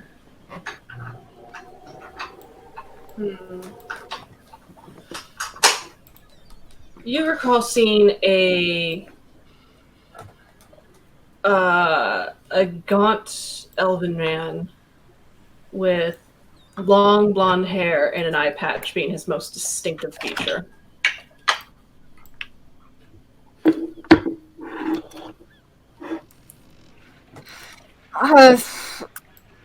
I remember seeing a elven man. He was very, gaunt.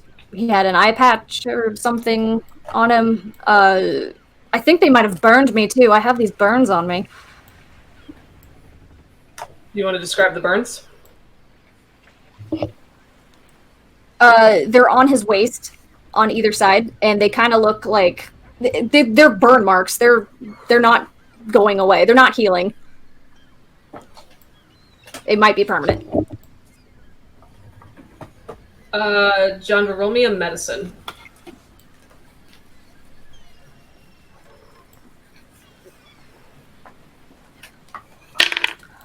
That's a 5. Ugh.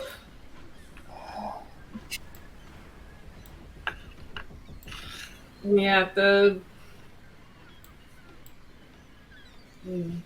burns and bruises. Mm-hmm. Judging from, how battered Greyson kind of is, it's kind of hard to tell how old they are. He says they're a few weeks, but you wouldn't be able to pinpoint exactly. Can I roll history on the description that he gave me? Excuse me. Of course. That's a dirty 20. Of course. 1 moment while I get to my name. Oof. Where it counts. It shows up when it counts. Okay, what's his name? There's only one elf you know of within the expanse of the Cult of the Dragon that when he says blonde hair and eye patch, you think of very... the first words in your head are snooty asshole. And you know this man as Drowmore Born Grey. Very prominent, up-and-coming member who is vying to take Resmir's seat as the Blackborn Speaker. Mm. Oh boy.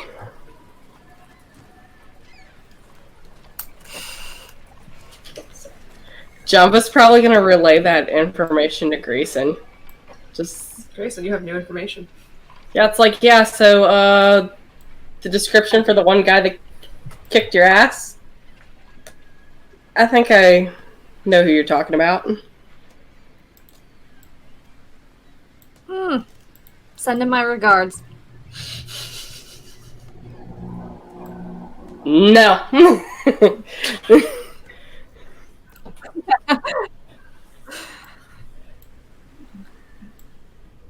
They said they were, they said they were gonna kill me.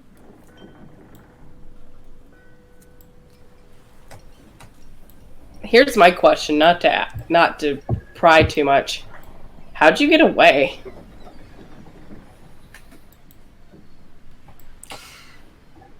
I ran. Surprisingly, my legs run very fast when threatened. They were big. They were big strides. Long strides. They did a number on me. I had a couple broken ribs. I remember running into the woods, maybe? I don't know. I just remember being in such immense pain, and then I passed out. And when I want to say the most recent memory I have was just not really even waking up, just sitting at the tavern and getting hired to work on a ship with Tide Runner. It's like I just passed out and then I woke up in a tavern, sitting at the bar.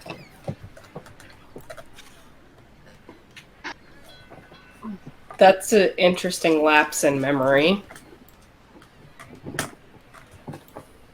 They did hit me in the head quite a few times. Huh.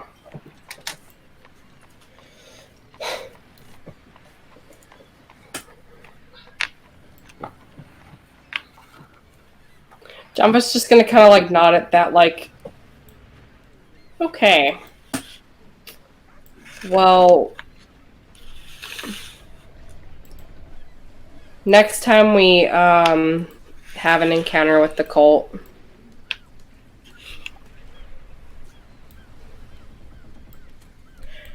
at least you'll have people to watch your back this time.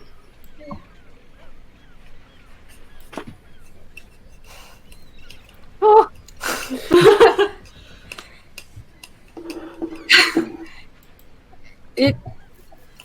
Greyson's just gonna nod, but on the inside he is saying that is the nicest thing someone has ever said to me.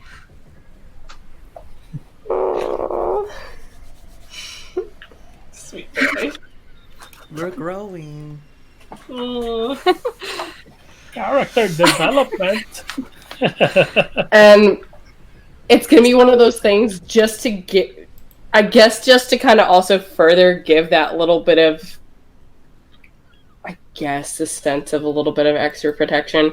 As Janva's walking away to go and rest for the night, she'll cast Shield of Faith on Greyson. Aww. Aww. Pats your shoulder. You kind of feel the magic kind of spark as kind of like this white holy light envelops you, and you feel safe.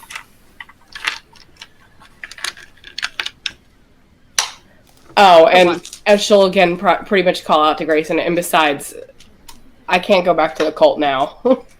Anyways. And pretty much as she's walking away, she's going to kind of flash up her shield at Greyson. And you see the symbol of Bahamut on that shield. Oh. Greyson just kind of Dragon Slayer, yay! Sorry in advance. Oof, like yeah, it's like there's nothing, I guess, no ill will taken to that. Yeah. So, Oh, good. I'm not my great grandfather, and I'm not my grandfather, and I'm not my father or my mother. that's a good thing.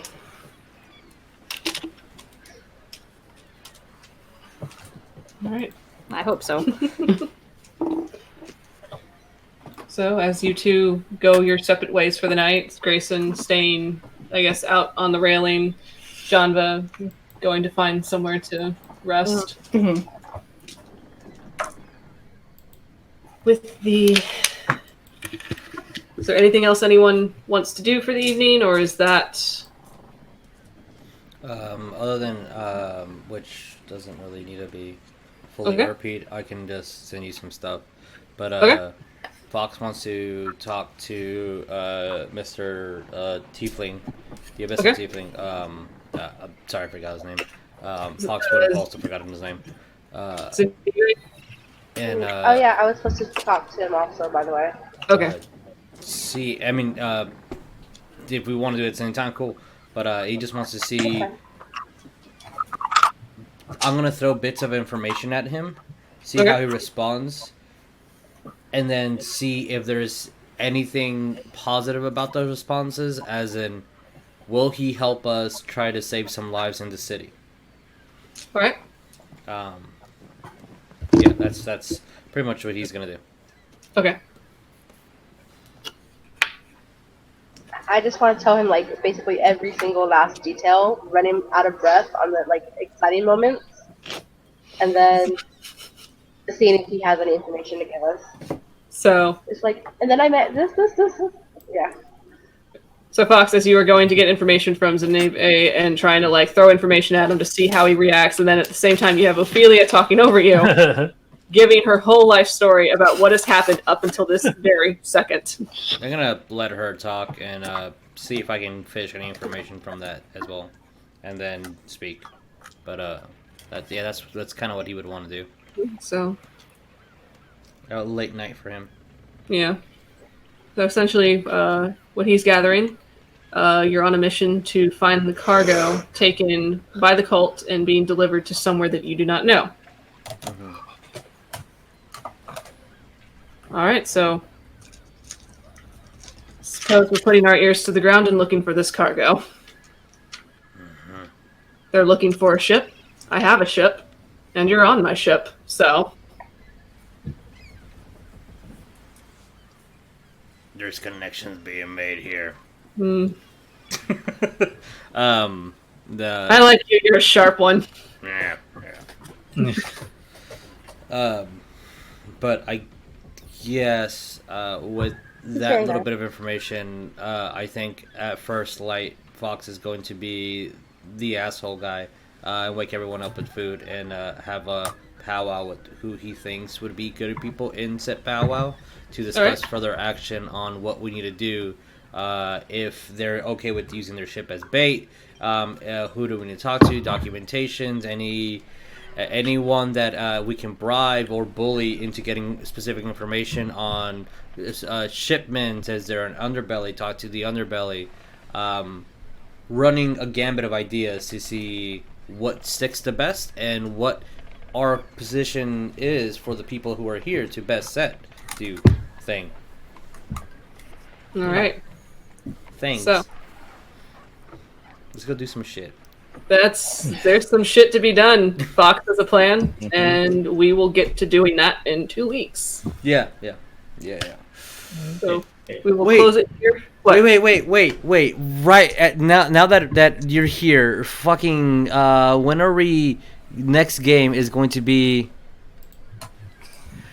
the 12th. No, the 11th. The 11th? Oh hell. Won't be here because I'm gonna be at Disney World. Oh, so does that mean we gotta have a hiatus for a bit? Well, y'all can like play. I mean, I don't know if I'll physically be able to play because I don't know what I'm gonna where I will be at that time in Disney. Okay. I mean, if I'm in my hotel room, we can still do it. The only thing is you need to stream it from your end. Yeah. The layout might be a little bit different, but I can send you stuff, or whoever thinks they have the best computer, and we can discuss that later. When will you be leaving? Is the question. I am driving Sunday morning at 4 a.m. We are driving so I can get to Florida by 8 p.m. to check into a hotel. So On the 10th? Yeah, on the 10th we're leaving so that I can wake up in Florida at 7 a.m., drive to the